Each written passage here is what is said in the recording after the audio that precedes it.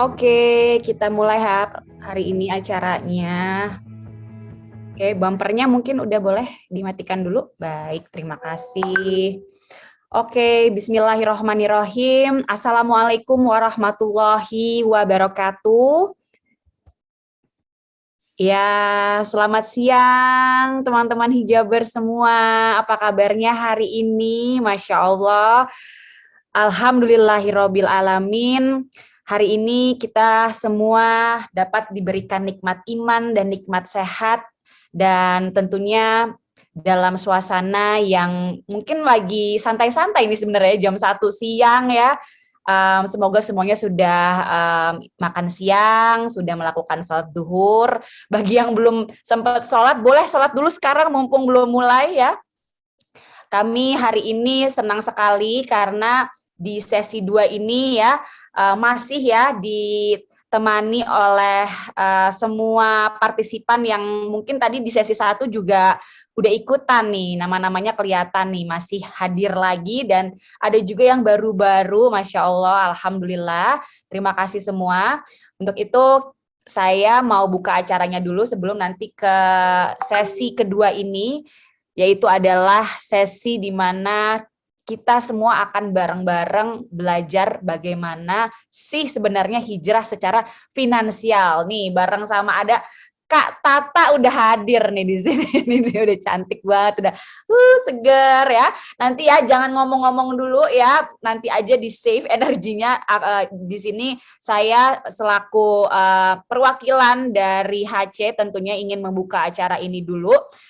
Assalamualaikum warahmatullahi wabarakatuh. Sekali lagi selamat datang di pengajian Akbar Hijabers Community 2021 sesi 2 dengan tema hijrah finansial, melek finansial untuk milenial. Siapa di sini yang milenial atau zilenial bahkan ya, bukan milenial lagi ya.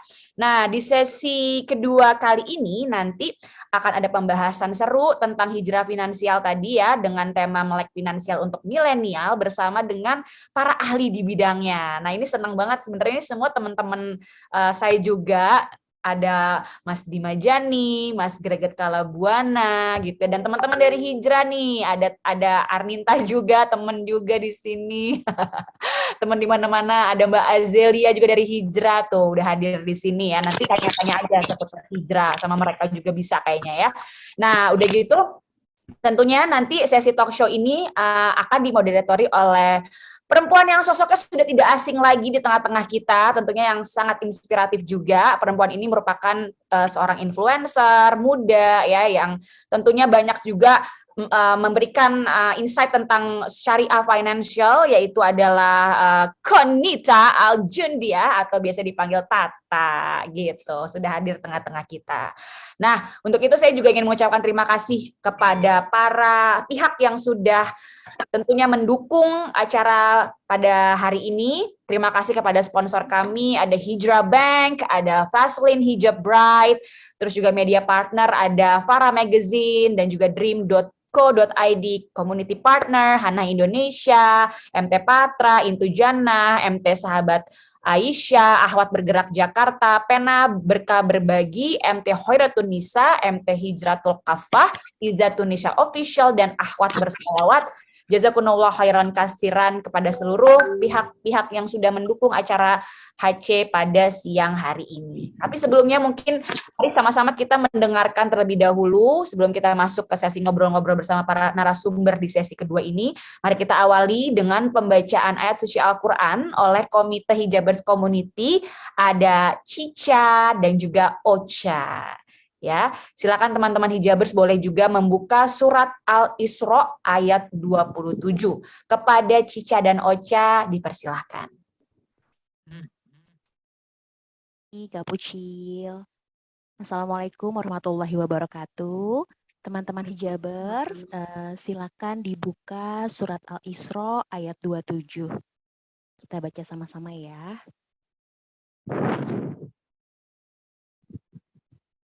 A'udzu billahi minasyaitonir rajim. Bismillahirrahmanirrahim. innal mubadzirina kanu ikhwana syayatin wa kana syaitanu li rabbihi kafura. Sadaqallahul azim. Aku berlindung kepada Allah dari godaan syaitan yang terkutuk. Dengan menyebut nama Allah yang Maha Pengasih lagi Maha Penyayang. Sesungguhnya orang-orang yang pemboros itu adalah saudara setan, dan setan itu sangat ingkar kepada Tuhannya. Maha benar Allah dengan segala firman-Nya.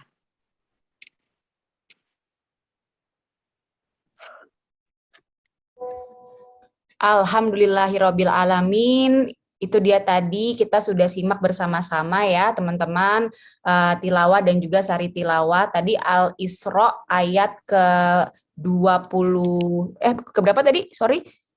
Ya benar ke 27 ya. Terima kasih Cica dan Ocha.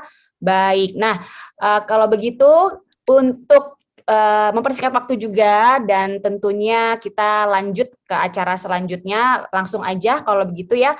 Dari saya akan saya serahkan acara ini, talk show-nya ke Kak Tata. Oh ya, tapi sebelum itu nanti di akhir talk show akan ada sesi tanya jawab ya. Jadi dan ini ada hadiah menarik juga ya dari sponsor yaitu Hijrah Bank dan juga Vaseline Hijab Bright. Jadi jangan sampai ketinggalan untuk menyimak ya dari awal sampai akhir sesi talk show-nya nanti dan tentunya jangan lupa untuk ikutan nanti ada kuis-kuis berhadiahnya juga. Baik, kalau begitu mulai udah nanya kepret nih. Kami persilahkan kepada Kak Tata. Udah siap, Kak? Siap, Kak Pucil. Sip, oke silakan kalau begitu. Assalamualaikum warahmatullahi wabarakatuh, teman-teman hijaber semua. Apa kabarnya? I'm so glad that alhamdulillah kita bisa bertemu siang ini di acara yang Masya Allah pengajian ya. Jadi insya Allah ikut acara ini tuh dapat pahala, dapat reward ya kan. Jadi kalau bisa disimak sampai akhir, insya Allah nanti pahalanya juga makin banyak gitu ya, amin gitu. Nah saat kita mengikuti acara hari ini, untuk bersilaturahmi gitu ya, kita juga akan dapat banyak insight insya Allah gitu. Jadi tadi udah dengar sari tilawah, terus juga tadi udah dapat gambaran sedikit kita mau ngebahas apa gitu ya, teaser-teasernya. Nah ini aku mau perkenalkan diriku dulu. Namaku Korinta Aljundia, panggilnya Tata aja. Nah, siang ini aku akan menemani teman-teman semua, karena aku lagi tertarik banget sama topik tentang Islamic Finance gitu ya, keuangan syariah, tentang pengelolaannya. Jadi sekarang lagi senang baca buku gitu-gitu sih, dan coba berinvestasi, mengelola keuangan aku pribadi secara syariah. Nah, tapi hari ini aku nggak akan sendiri, karena nanti bakal ditemenin sama dua narasumber yang memang expert di bidangnya, jadi teman-teman juga bisa nanya-nanya juga, bisa konsultasi mungkin nanti tentang pengelolaan keuangan syariah. Nah, sebelumnya aku juga pengen sharing dulu nih, mungkin buat sebagai gambaran sedikit gitu ya, karena topik hari ini melek finansial untuk milenial.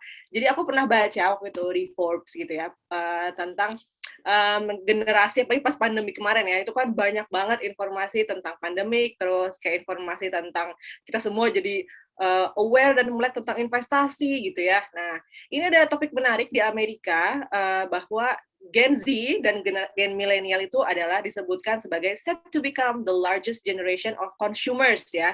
Jadi bukan yang paling kaya juga sih, tapi justru yang paling banyak consuming things gitu ya di tahun 2020, which is baru tahun yang lalu, setahun yang lalu gitu. Jadi it's billion udah spending untuk berbagai macam, mostly untuk direct purchase kayak misalnya household gitu ya, kayak something yang kayak temennya pakai lah kebanyakan. Jadi bukan di properti dan sebagainya, tapi justru kita banyak direct spending itu di hal-hal yang memang teman-teman kita tuh pada beli gitu. Nah itu menarik banget kan. Jadi that's the power of peer-to-peer influence yang terjadi. It happens on millennials dan juga generasi Gen Z ya gitu. Ini menarik banget buat aku buat kita bahas saat ini gitu. Kenapa ada event ini? Jadi mungkin teman-teman mungkin nanti setelah event ini akan dapat insight gitu ya, kenapa pola pengelolaan keuangan kita itu mungkin akan berbeda dengan our mom and dad gitu. Karena apa? Nah, itu kita bisa bahas sekarang ya gitu ya. Karena apa-apanya atau karena memang sekarang juga kita tuh jauh lebih senang ngelihat teman kita tuh kayak apa sih pengelolaan perencanaan keuangannya itu. Itu bisa jadi apa ya, satu dasar supaya kita bisa nanti brainstorm bareng-bareng gitu ya, dakwah bareng-bareng supaya lebih baik lagi perencanaan keuangannya di kedepannya gitu. Tapi sebelum kita masuk ke acara intinya, aku mau memutarkan video dulu nih buat teman-teman sebagai gambaran gitu. Nah, ini adalah video dari Alami. Mungkin teman-teman bisa dapat insight tentang apa sih akan kita bahas hari ini. Oke, dipersilakan kepada panitia untuk ditayangkan videonya.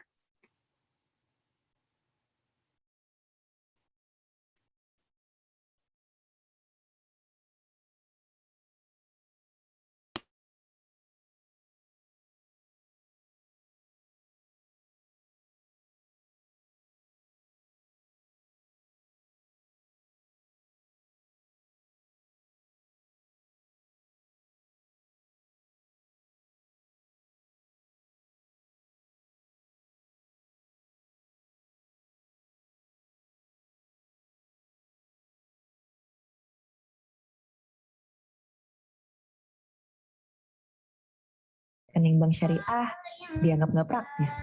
Malahan bisa-bisa menghambat flow bisnis. Tapi, apa kita akan berhenti dan menyerah gitu aja? Kita bisa pilih untuk maju terus, tetapkan ikhtiar di jalan yang lurus. Ini ketenangan bermuamalah ada di depan mata. Ibadah dan finansial kini jalan beriringan,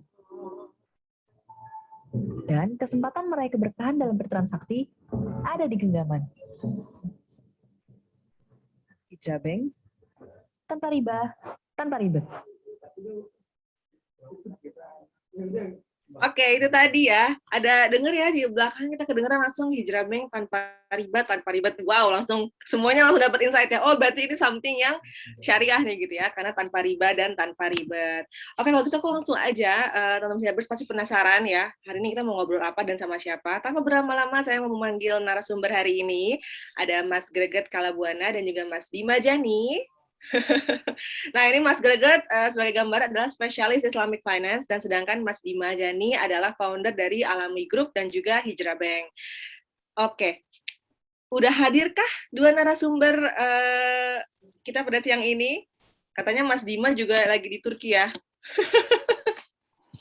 Assalamualaikum semua. Waalaikumsalam. Ini ada Mas Bima. Lalu ada Mas Greget. Assalamualaikum. Waalaikumsalam. Oke, itu udah hadir dua-duanya ya teman-teman. Nanti mungkin teman-teman bisa menyimak juga pemaparan atau nanti di akhir acara bisa nanya sama Mas Bima atau Mas Greget tentang pengelolaan keuangan syariah. Tapi sebelumnya kita mau tanya-tanya dulu sama narasumbernya ya. Assalamualaikum Mas Greget, Mas Bima. Perkenalkan saya Tata, apa kabar? Waalaikumsalam. Baik, alhamdulillah. Baik. Alhamdulillah. Ini meskipun kalau Mas Bima lagi di Turki, kalau Mas Greget lagi di mana nih? Di Jakarta. Di Jakarta aja. Sama. Oke, ini sekarang saya mungkin mau tanya dulu sama siapa ya? Sama Mas Greget dulu kali ya. Boleh, boleh. Tentang perjalanan memulai hijrah finansialnya dulu. Mungkin Mas Greget bisa cerita nggak apa journey-nya gitu. Jadi kita semua bisa tahu nih, kira-kira journey-nya sama atau beda ya gitu. Ya, sebelum salam kenal Mbak Tata. Kemarin pas teman-teman saya nih lihat poster ini, wah ternyata Mbak Tata ya, dia gini. Ternyata ini komunitasnya mirip pengajian ya. Saya agak nervous juga sebenarnya. Biasanya ngisinya seminar, webinar, tapi ini pengajian. Bismillah, nanti semoga kita dimudahkan. Dan kalau bicara soal perjalanan hijrah finansial panjang ya, saya memulai waktu itu sejak tahun 2009. Jadi sejak S1 itu kan yang saya ambil memang manajemen SDM. Tetapi sekarang di semua kampus tuh, hampir semua kampus itu ada yang namanya kelompok studi ekonomi Islam. Jadi di sini mungkin kalau yang masih kuliah bisa ikutan KSEI, itu di masing-masing kampus ada, bahkan kampus-kampus yang umum itu juga ada gitu ya, dan ada asosiasinya di seluruh Indonesia. Di sana saya mulai mengenal keuangan syariah nih, Mbak Tata. Terus kemudian dari situ tergerak gitu ya, karena tertarik ternyata ini nggak cuma ngomongin soal keuangan, tapi juga ngomongin Islam, jadi dipadu secara harmonis. Kemudian saya merasa ada kok kayaknya nyaman ya gitu. Yang pertama tuh kenyamanan itu dulu sih yang sebenarnya menggerakkan. Akhirnya saya nyari ke kampus sebelah di Jogja waktu itu, kuliah non-kurikuler ekonomi Islam. Setelah itu kerja di Dompet Duafa, juga bidangnya kan juga LAS ya, Lembaga Amil Zakat gitu. Kemudian juga ke Dompet Duafa, itu di bidang perbankan syariah, lalu ambil pendidikan lanjut, itu juga keuangan syariah waktu itu di Inggris. Dan sekarang lanjut di UNDP juga bidang keuangan syariah. Nah, dari sini ada satu refleksi yang kemudian saya coba sebar ketika teman-teman menanyakan perjalanannya seperti apa gitu. Saya melihat ini sebagai satu jalan ya, yang sebenarnya ya Allah tunjukkan dengan sangat mudah gitu, karena dari 2009 sampai 2021 bidang yang saya kerjakan adalah keuangan syariah gitu, nggak ada yang lain, cuman memang beda-beda sektornya dan fokusnya ya. Ada yang sosial, ada yang komersial, ada yang kemudian pembangunan gitu. Nah, dari situ saya menganggap perjalanan hijrah finansial ini sebagai panggilan gitu. Panggilan dari mana gitu? Panggilan yang pertama jelas karena tadi ada kenyamanan gitu ya, dari hati nurani gitu ya. Kita memilih membangun kepakaran gitu. Lalu yang kedua, saya melihat juga ini panggilan dari industri, terutama kalau kita bicara konteks Indonesia. Karena Indonesia sekarang sedang gencar-gencarnya memproklamirkan diri sebagai hub dari keuangan dan ekonomi syariah. Lalu yang ketiga yang paling esensial adalah panggilan dari Allah gitu. Memang ada masa-masa di mana kok banyak yang nggak ideal ya, dari praktiknya, dari pelakunya gitu, tentang keuangan syariah. Kemudian kita merasa, udahlah balik aja ke bisnis yang biasa, yang konvensional, itu juga pernah terjadi. Tapi setiap kali itu datang, itu ada aja pesan dari teman gitu, Get, ini nih ada yang butuh keuangan syariah nih, nah, balik lagi. Nah, saya melihat ini sebagai satu jalan yang memang Allah tunjukkan. Jadi, dalam proses hijrah itu kita juga harus menjadi orang yang membuka hati, membuka pikiran. Kadang dengan membuka itu kita melihat, oh sebenarnya ada fenomena-fenomena ini sebenarnya pesan. Kalau misalnya pesannya seperti ini, petunjuknya udah jelas, harusnya ke sana gitu. Nah, dengan membuka hati menjadi orang yang sensibel dan sensitif ini, jadi saya melihat, oh ya sudah, memang ini adalah bagian dari karir yang saya kejar sejak 2009 sampai 2021. Dan yang terakhir ini kemarin saya ambil sertifikasi perencana keuangan syariah. Maka nanti di belakang kita bisa belajar tuh tentang perencana keuangan syariah itu sebenarnya seperti apa. Gitu. Gitu dulu kali ya, Mbak Tata. Oke, jadi sebenarnya Mas Rizal berarti sebenarnya juga ini ya, apa namanya, ada momen-momen di mana, aduh gitu ya, kayak mungkin ngerasa sendiri atau ngerasa kayak do the right thing dan sebagainya, tapi pada akhirnya memang berusaha untuk istiqomah ya. Betul. Ini apa namanya, sekarang ya, calling yang sekarang, sebutnya calling ya. Yeah. Nah, sekarang aku mau nanya sama narasumber yang kedua kita, ada Mas Dima. Ini kalau boleh tahu di sana jam berapa, Mas Dima? Jam 9, tapi sunrise-nya jam 7.30-an gitu deh. Jadi kayak masih terasa jam 6. Oh gitu, oke lah. Tapi udah ready ya? Oh, ini kebalikan ya, lagi siang banget nih, lagi tengah hari banget gitu. Tapi mudah-mudahan insya Allah yang penting berjalan baik ya gitu ya. Ini sekarang saya mau nanya sama Mas Dima, kalau Mas Dima sendiri perjalanannya atau mungkin mau sharing ke teman-teman semua hijabers di sini gitu ya. Seperti apa sih kalau tadi kan Mas Greget cerita dari mulai 2009 sampai sekarang dan apa aja yang terjadi gitu ya, dan it feels like a calling gitu ya. Kalau Mas Dima sendiri apa menurut ada opportunity atau bagaimana gitu? Bisa diceritain nggak ke kita semua?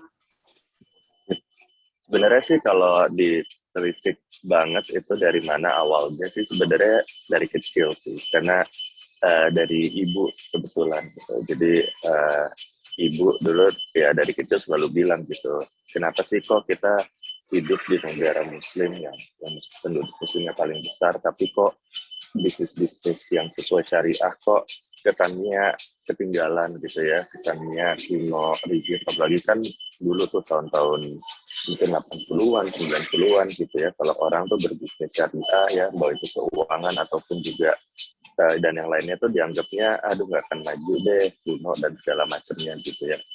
Nah mungkin dari kecil sering diskusi sama ibu seperti itu, jadi secara nggak sadar selalu ingin ujung-ujungnya tuh ilmu yang dipelajari di kuliah, di pekerjaan tuh ingin membangun industri syariah gitu. Nah kebetulan memang pas kuliah ternyata yang bagus nilai finance, ya udah akhirnya nyemplunglah ke finance. Nah pada saat itu lulus kuliah itu sebenarnya ada ketertarikan ingin kerja di institusi keuangan syariah, tetapi waktu itu belum ada peluangnya, belum dapat, belum berjodoh. Akhirnya belajar dulu waktu itu di Citibank, kerja di Citibank. Nah mau belajar tapi ternyata kelamaan juga, akhirnya 7 tahun di Citi Jakarta, terus seperti Hong Kong. Nah pas di Citi Hong Kong tuh ada pengingat. Kalau Mas Greget juga tadi cerita ya, setiap mau quit ada aja pengingatnya random gitu ya, yang akhirnya menarik lagi gitu. Nah, saya itu pengingatnya bukan penarik, tapi ngedorong ke arah industri syariah gitu, from time to time. Yang pertama itu pas kuliah tiba-tiba pas belajar tentang ngitung-ngitung interest, ngitung-ngitung bunga, kupon, obligasi gitu kok rasanya nggak serak aja gitu. Terus habis itu pas kedua, pas kerja di Citi Hong Kong, itu tiba-tiba browsing YouTube sebelum tidur, ketemu khutbah wadahnya Rasulullah SAW ngomongin tentang riba, ya kan, untuk diberhentikan pada saat itu juga. Nah itu momen-momen pendorong itu yang akhirnya, terus habis itu ketemu yang namanya perkembangan teknologi, startup, dan lain sebagainya, dan di Indonesia itu lagi mulai marak tuh di tahun 2015-an. Nah, akhirnya waktu itu saya pindah kantor ke Bank Prancis, SocGen. Nah, di situ waktu saya alhamdulillah lebih lowong dan mulailah berpikir untuk ide alami ini.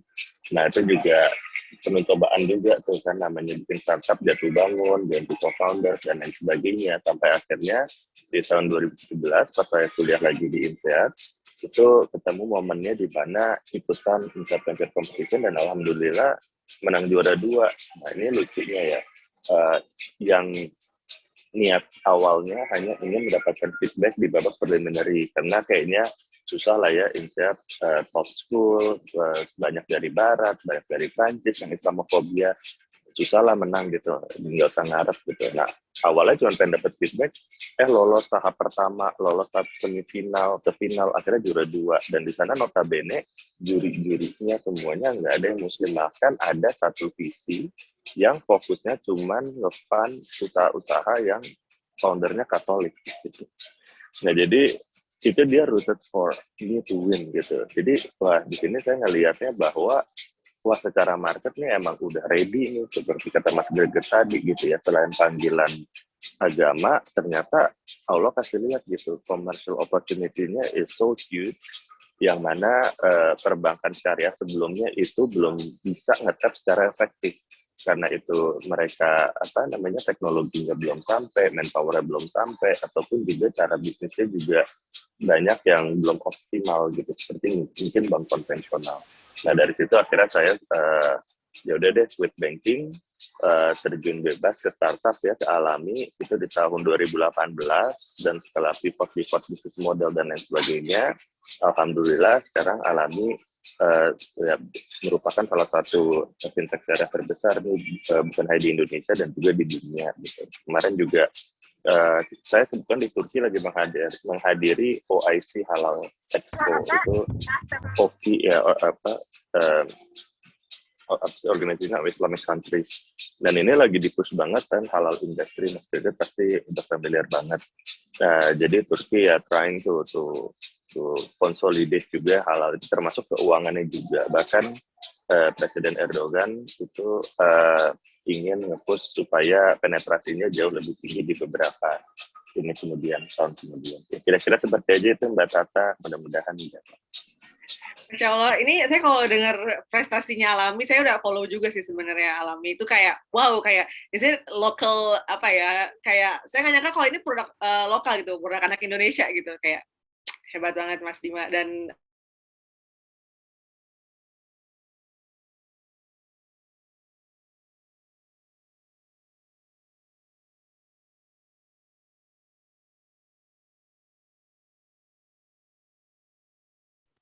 prosesnya sekarang, stage yang sekarang itu ada ups and downs-nya gitu ya. Jadi buat teman-teman di sini juga mungkin bisa berpikir, oh ya mungkin saya nggak harus langsung sempurna gitu ya, kayak mungkin belum ngerti apa itu pengelolaan keuangan syariah, belum ngerti nabung di bank syariah tuh kayak gimana, akad-akad apa sih gitu ya. itu banyak sekali hal-hal yang membuat kita jadi menghindar dari financial gitu ya, hal finance tuh karena kita takut gitu loh dengar kata-kata akad, dengar kata-kata riba, dengar kata-kata dosa gitu ya. Nah, sekarang makanya kita butuh penjelasan dari expertnya gitu ya. Sebenarnya yang mudah kita pahami apa sih perbedaan pengelolaan keuangan syariah dan yang enggak gitu. Simpelnya apa sih? Jadi kita juga nggak takut gitu loh untuk bisa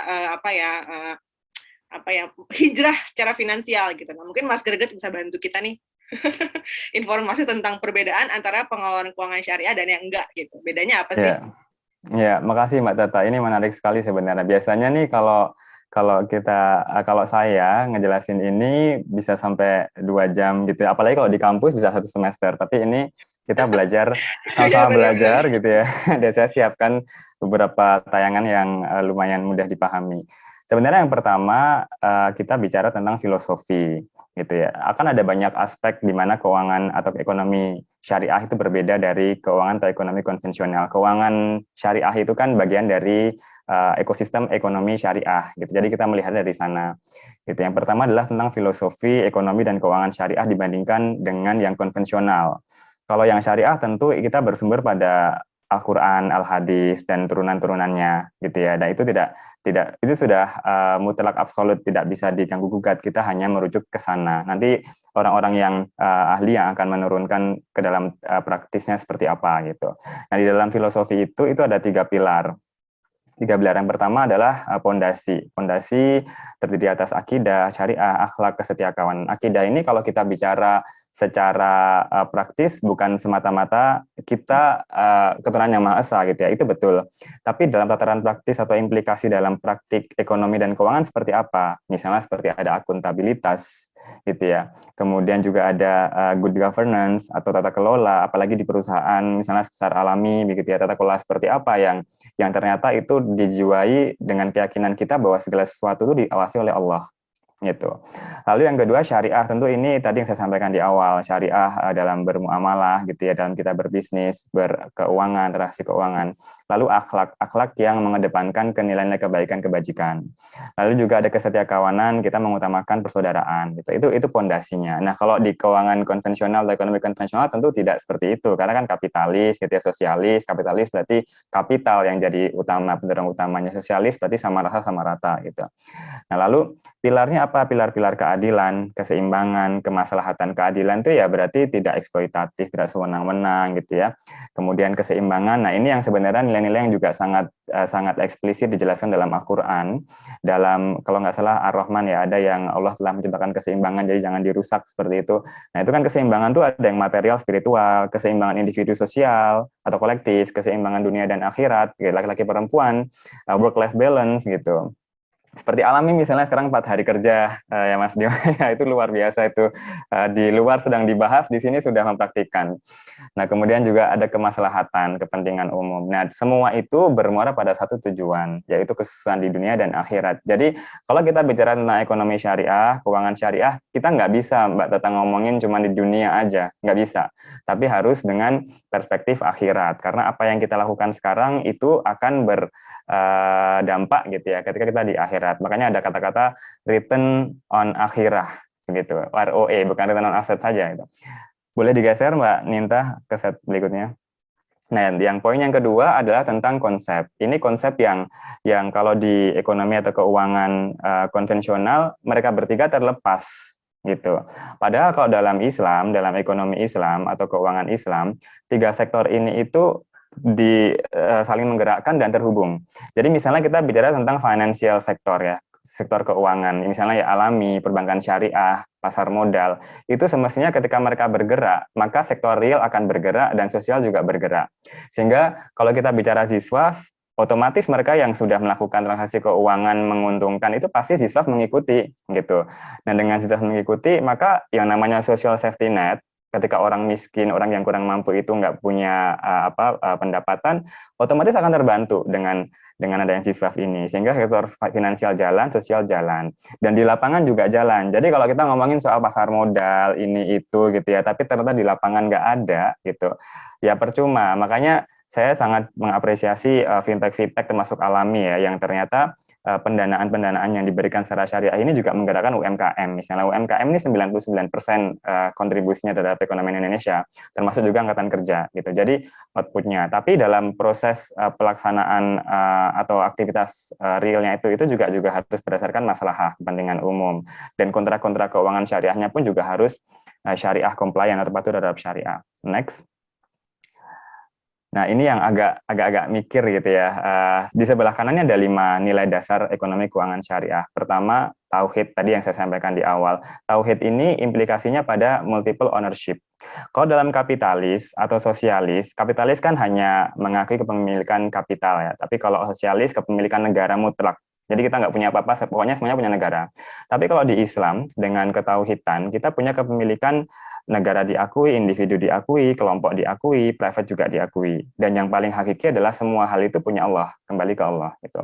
Lalu nilai kedua, ketiga, keempat, adil itu adalah keadilan, nubuwah ini adalah keteladanan. Kita bicara soal penyerahan keuangan, misalnya sidik, amanah, fatonah, tablik, itu dimasukkan ke dalam proses penyerahan keuangan. Gitu.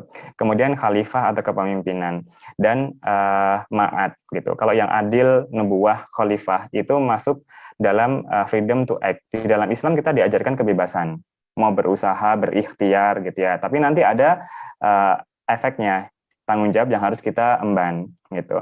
Nah, kalau ma'at ini maksudnya adalah hasilnya. Jadi segala sesuatu yang tadi kita lakukan itu ada hasil, ada laba, sehingga itu bisa menjadi satu kekuatan untuk merupakan keadilan. Misalnya berbagi, ketika kita berusaha ada bagi hasil gitu ya. Kita berbagi resiko sehingga ada keadilan sosial di situ.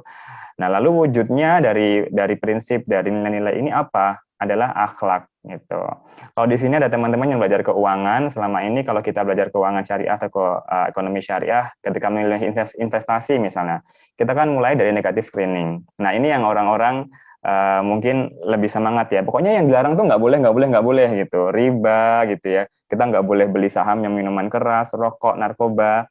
Terus yang goror, judi itu didengung-dengungkan gitu. Kemudian metodenya juga harus halal. Itu adalah screening pertama. Gitu. Tapi itu aja nggak cukup, karena itu hanya melihat bahwa oh ini ternyata tidak ada hal negatifnya. Gitu. Artinya ya udah netral gitu, karena nggak ada negatifnya. Tapi kita harus maju nih sekarang ke pemikiran bahwa yang kita pilih itu harus memberikan sesuatu yang positif. Gitu. Nah, ini yang dikenalkan dalam konsep halal plus atau toyib. Baik gitu. Baik itu berarti dia memberikan nilai positif. Misalnya nih, mendorong keadilan gitu. Kalau kita berbisnis dengan orang yang paham syariah gitu ya, dia pasti akan memprioritaskan praktik-praktik yang mengangkat derajat dan martabat manusia gitu. Misalnya kita memberi sedekah kan itu ada etikanya ya. Tidak boleh mempermalukan orang yang menerima sedekah di foto-foto gitu kan. Papa bawa nasi bungkus itu kan sebenarnya nggak boleh. Nggak kurang etis gitu. Kemudian pemerataan, misalnya di zaman pandemi ini kita kan ada teman-teman yang kehilangan pekerjaan. Gitu. Di zaman Rasulullah dulu, Khalifah Abu Bakar As-Siddiq kalau tidak salah, itu mencanangkan yang namanya guaranteed standar minimum income. Jadi ada pendapatan minimum yang diberikan ke setiap orang, terlepas dia itu bekerja atau enggak, dia wanita atau laki-laki, semuanya dapat secara adil. Dan ternyata setelah diteliti, sekarang diagung-agungkan ini ketika terjadi pandemi, namanya universal basic income gitu. Meskipun itu sumber dayanya juga banyak gitu ya. Dan ternyata cara yang seperti itu memberikan penghargaan kepada manusia, harkat martabatnya diakui, sehingga ketika dia memilih pekerjaan, itu bukan karena saya nggak punya uang, sehingga saya terima apapun pekerjaan yang saya miliki, enggak. Tapi dia sudah dicukupi dengan basic income, dan dia mempunyai harkat untuk memilih pekerjaan yang dia sukai dan menjaga harkatnya itu. Gitu. Ini tadi ditutup ya share screen-nya ya. Nah, terus kemudian berikutnya menghubungkan keuangan dengan aktivitas ekonomi. Nah, ini juga yang terputus ya di kapitalis sama sosial mungkin enggak, tapi kapitalis terputus gitu. Kalau di ekonomi Islam harus sejalan gitu. Sehingga kalau misalnya ada sekuritisasi aset gitu ya, ini istilah yang keuangan banget gitu. Nah, itu harus ada underlying asetnya, aset realnya, investasi misalnya gampangnya lah investasi itu ada sektor realnya.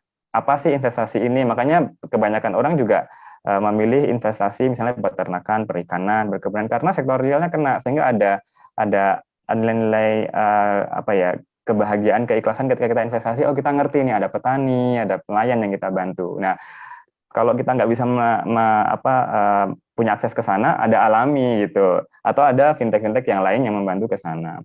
Terus kemudian juga kita berpikir supaya keuangan kita itu tidak membebani generasi berikutnya. Ini dalam konteks negara, misalnya jangan banyakkan utang gitu ya, utangnya harus ini harus disensor dikit-dikit, takutnya nanti dikira ini ya. Jadi utangnya juga harus terkendali. Pun juga dalam rumah tangga, ayah ibu itu juga jangan sampai ketika nanti meninggal memberikan beban utang yang banyak sehingga ada waris gitu. Kemudian juga misalnya etika-etika ketika kita berkontrak. Dalam berkontrak itu pasti pihak A dengan pihak B itu punya perbedaan dalam mengakses informasi, mengambil keputusan dan lain sebagainya. Nah, itu harus ada ruang untuk bisa mengakomodasi informasi yang asimetris yang tidak sama tadi. Nah, sampai situ dulu kali ya Mbak ya perbedaan. Plus satu lagi pengawasan. Jadi kalau di keuangan syariah atau ekonomi syariah, pengawasan kita ada dua, di Indonesia terutama. Syariah dan hukum positif Indonesia. Jadi kita nggak bisa lepas dari keduanya. Tapi kalau di kapitalis, syariah ya nggak peduli sama sekali, yang penting hukumnya diikuti. Gitu. Gitu Mbak Tata. Ini lumayan ya, aku juga mencatat banyak sekali poin-poin penting gitu ya. Salah satunya tadi ternyata memang banyak hal yang sumbernya dari Islam gitu ya, seperti basic universal income, terus tadi tidak boleh menurunkan hutang sebenarnya terlalu banyak gitu ya, apalagi hutang konsumtif gitu kepada status kita gitu kan. It's basically happen in the past gitu ya, tapi sekarang sebenarnya kita jadi balik lagi gitu loh, adaptasi sama apa yang dilakukan di zaman-zaman sahabat Nabi gitu. Nah, ini saya ada pertanyaan menarik buat Mas Dimas sih sebenarnya. Karena tadi udah dijawab kan pertanyaan sebelumnya tuh apa sih background yang bisa membuat Mas Dimas nih cinta sama keuangan syariah gitu ya. Nah, saya ada pertanyaan karena tadi Mas Greget menyinggung soal mengaplikasi gitu ya yang sudah terjadi di masa lalu. Nah, ini saya ada concern sebenarnya waktu saya belajar tentang keuangan syariah tuh saya banyak nanya kayak iseng aja sih gitu. Oh bedanya waktu itu kan saya belajar pasar modal syariah ya. Oh bedanya saham syariah sama enggak tuh ini gitu ya. Bedanya bank syariah sama bank konvensional ini gitu. Kira-kira nih Mas Dima, ada nggak sih ke depannya tuh semacam breakthrough gitu. Jadi apalagi dari Alami gitu ya. Sesuatu atau produk keuangan yang tidak menduplikasi dari yang konvensional gitu. Apakah di masa depan akan ada gitu hal seperti itu? Karena kebanyakan kita tuh kayak bank konven yang duluan, nanti ya baru ada bank syariah. Jadi kayak karena orang-orang mulai menyadari bahwa tidak boleh riba dan sebagainya, akhirnya ada perbankan syariah. Saham syariah pun begitu gitu loh. Belakangan setelah ada sahamnya yang konven dulu gitu. Saya penasaran nih, apakah Alami atau mungkin Mas Dimas sendiri punya rencana di masa depan atau pertimbangan gitu ya, forecast, ada nggak ya produk keuangan lainnya, tapi yang originnya tuh benar-benar justru yang konven bakal ngikutin gitu. Pertanyaannya nggak apa-apa kan kayak gini ya? Gimana Mas Dima? Ada feedback nggak? Nggak apa-apa, insya Allah. Pertama-tama, sorry ya, ada background musik karena lagi di cafe. Jadi, please bear with me. Kalau menurut saya financial itu kan sebenarnya hanya tools untuk support real economy ya gitu. Jadi balik lagi tadi kayak kata Mas Greget, nggak selayaknya sektor financial itu terlepas dari sektor real. Kalau misalnya udah terlepas jadi dikapot gitu, itu udah jadi ajang spekulasi dan berjudi aja. Nanti kita melihat ada bubble-bubble yang besar terus seperti kayak contohnya global financial crisis di tahun 2008 kemarin, yang mana sektor financial itu udah sangat besar, sektor yang kecil ya, dan tapi tetap harus ketergantungan. Jadi sektor ya berbalik sedikit, sektor financial langsung burst dan jebol gitu. Nah di keuangan syariah ini kita sebenarnya menjaga supaya hal-hal ini tidak terjadi gitu, karena kita tidak encourage kayak speculation dan lain sebagainya gitu. Nah, having said that, memang unfortunately use case yang sudah banyak berada di zaman sekarang ini itu dikembangkan lebih dulu oleh praktisi conventional finance gitu ya, baik itu dari sisi inovasi perbankan, fintech dan lain sebagainya. Walaupun I'd like to argue beberapa prinsip dari situ itu sesuai banget sama nilai-nilai Islam. Nah ini memang mungkin letak kesalahannya atau yang perlu diimprove ya dari praktisi syariahnya sendiri gitu, yang memang harus berpikir keras, 2 step ahead. Saya selalu bilang sama tim Alami gitu, kita di sini itu PR-nya besar, kita harus bisa twice as smart dari the smartest banker konvensional gitu, karena kita harus grow as fast or not even faster, tapi kita harus sesuai koridor syariah gitu. Jadi itu sangat-sangat berat tantangannya gitu. Nah, to answer your question quickly, itu menurutku itu social finance itu something yang emang inherently nggak ada di konvensional. Kenapa? Karena konvensional itu it's all about profit maximization. Kan kalau dulu teman-teman belajar di kelas ekonomi, ekonomi itu apa sih? Ya menggunakan sumber daya yang ada sedikit-sedikitnya untuk meraih manfaat sebesar-besarnya gitu kan. Itu kan benar-benar berarti kan profit maximization banget, dan itu dilakukan tanpa mengindahkan misalnya hal-hal yang bisa merusak lingkungan, sosial, dan lain sebagainya gitu.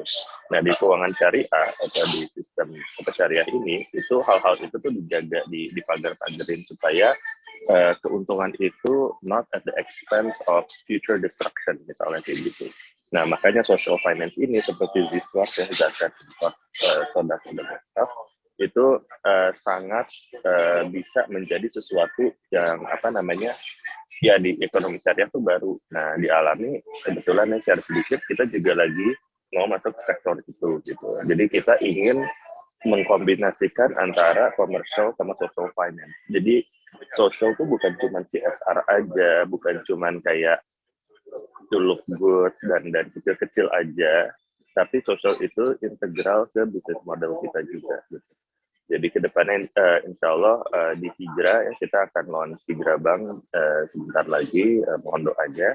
Itu nanti biasanya kan kalau di bank konvensional, digital banking lain kan, kalau misalnya mau sign up dapat cashback tuh, gue sign up deh, register, ntar gue dapat berapa, 50.000 atau berapa gitu ya cashback di account, di rekening itu. Nah, kalau di kita modelnya pengen juga memberikan manfaat, tapi manfaat itu bukan cuma di burn gitu aja gitu, tapi manfaat itu harus disedekahkan. Jadi ini memulai hal dengan yang baik. Jadi inovasinya dapat, tetapi manfaat sosialnya juga dapat gitu. Jadi dapat 25.000 harus disedekahkan, dan ntar ada beberapa tinggal pilih kayak gitu. Jadi insya Allah nanti inovasi-inovasi seperti ini yang mengarah ke social finance akan kita push ke depan supaya teman-teman kalau misalnya melakukan aktivitas perbankan itu tidak melupakan orang-orang yang bottom of pyramid atau orang-orang yang duafa gitu. Jadi insya Allah dengan bisa connect antara commercial sama social, ini akan menjadi satu bisnis model atau inovasi yang unik di keuangan syariah, yang mana sebenarnya di barat sistem keuangan konvensional juga akan meniru juga dan akan bergerak ke arah itu juga sebenarnya, karena mereka udah mulai kencang on environmental finance, green financing, social responsibility investment, dan lain sebagainya. Itu sih mungkin. Jadi memang ini sebenarnya challenge kita bersama ya. Bukan cuma dibebankan sama teman-teman di sektor ekonomi atau industri finance gitu, tapi memang adalah PR bersama nih, apalagi buat teman-teman yang mungkin hijabers, ibu-ibu di sini gitu ya. We are the one who will teach our kids, we will running the finance in our family, managing financial affairs di family gitu kan. It's really important untuk bisa belajar lebih banyak tentang hal-hal ini gitu. Jadi mungkin kalau dulu kita banyak exclude-nya, kayak aduh takut belajar finance, angka dan sebagainya. Tapi sekarang it's something interesting, dan lebih banyak fintech yang lebih friendly gitu ya sama milenial, sama ibu-ibu gitu ya. Harusnya kita jadi lebih ter-encourage untuk bisa lebih banyak berpartisipasi gitu ya, mendukung, mensupport ekosistem ini supaya lebih baik gitu ya ke depannya. Jadinya kita bisa leading gitu ya. Jadi bukan yang kita duplicate si konven, tapi justru kita bisa lead nanti gimana caranya supaya arahnya semua menuju ke situ gitu ya. Insya Allah. Nah, ini menarik banget. Saya jadi pengen nanya sama Mas Greget juga nih, karena terkait tentang aplikasinya ini, applicable nggak sih dilakukan sama kita semua gitu, yang sebenarnya mungkin belum familiar gitu ya, atau belum, sebenarnya baru belajar gitu kan. Padahal di awal mungkin kalau saya dengar dari penjelasan Mas Greget, Mas Dima, highlight-nya adalah teman-teman ini tuh ada rasa takut gitu kan, takut riba, takut, aduh tapi kalau dipikir-pikir tuh sebenarnya teknisnya tuh karena banyak teman-teman yang belum terjun ke industri ini, takutnya tuh nggak cuan gitu, kalau rugi sendiri gitu ya.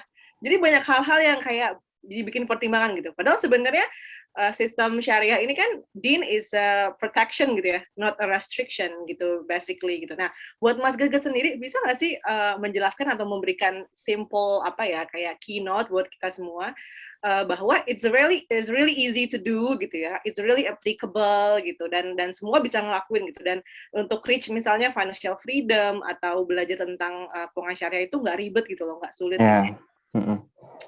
Ya, Kan, Mas Derajat. makasih Mbak Tata. Saya sebelum menjawab pertanyaan itu, saya ingin menambahkan tadi ya, ketika dulu belajar sejarah pemikiran ekonomi Islam, itu kita saya mendapatkan satu fakta di mana ternyata ada yang namanya the Dark Age. The Dark Age itu adalah persepsi orang-orang Eropa waktu itu, di mana ada masa kegelapan. Padahal ketika masa kegelapan itu ternyata sejarah Islam berkembang gitu. Kalau teman-teman di sini ada yang belajar ekonomi atau keuangan pasti kenal dengan Adam Smith ya, The Wealth of Nation.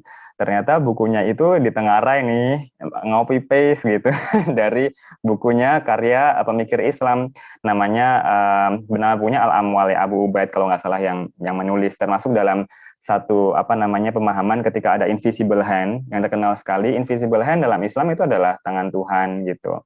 Nah, di dalam konsepsi pemikiran kapitalis ini itu maksudnya di situ. Jadi nanti sebenarnya kita ya reinventing ya, kita revert gitu, rediscover. Jadi sebenarnya bukan menduplikasi secara mutlak gitu. Dan tadi kembali ke Mas Bima menyampaikan ada yang namanya push and pull faktor, itu betul sekali.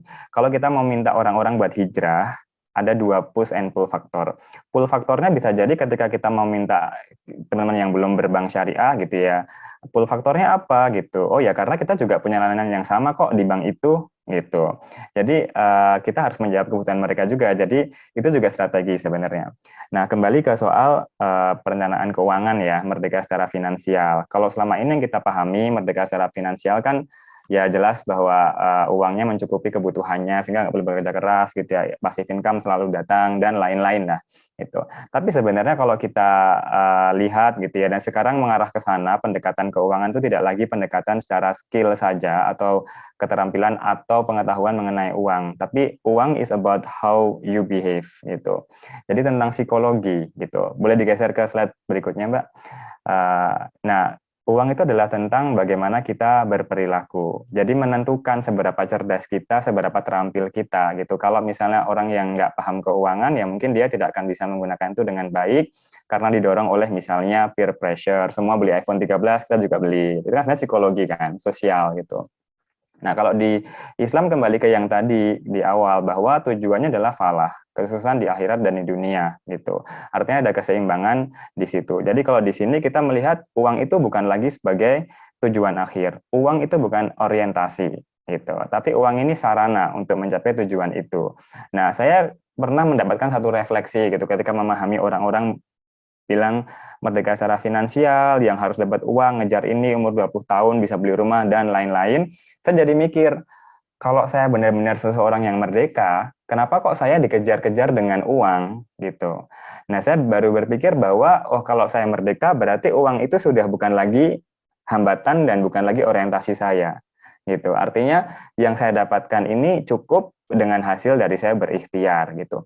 Lalu, pasti ada orang yang bertanya, oh berarti nggak perlu kaya dong. Oh salah, kalau nggak gitu konsepnya. Gitu. Islam mengajarkan kita untuk kaya. Ya di sini sudah saya tuliskan ya, ada Nabi Muhammad, ada Umar bin Khattab, Abdurrahman, Mansa Musa, atau mungkin yang lebih dekat nanti Turki Utsmani gitu, yang lebih dekat dengan sejarah kita gitu.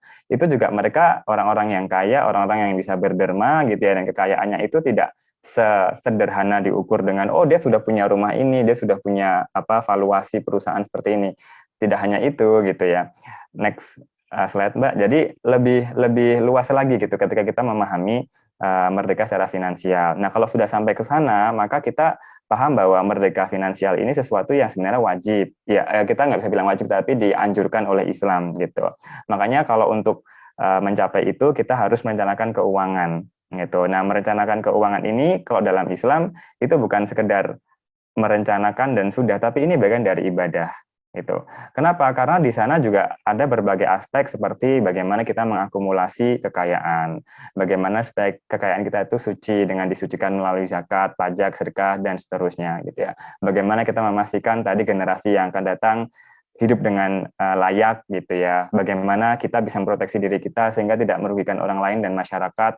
Plus kalau lebih luas lagi kita bisa tarik ke pola pikir green gitu ya. Misalnya kalau kita beli investasi kita juga harus berdampak gitu ya. Kita harus memilih saham-saham gitu misalnya yang syariah, yang green indeksnya, yang tidak memberikan tambahan emisi karbon misalnya seperti itu. Jadi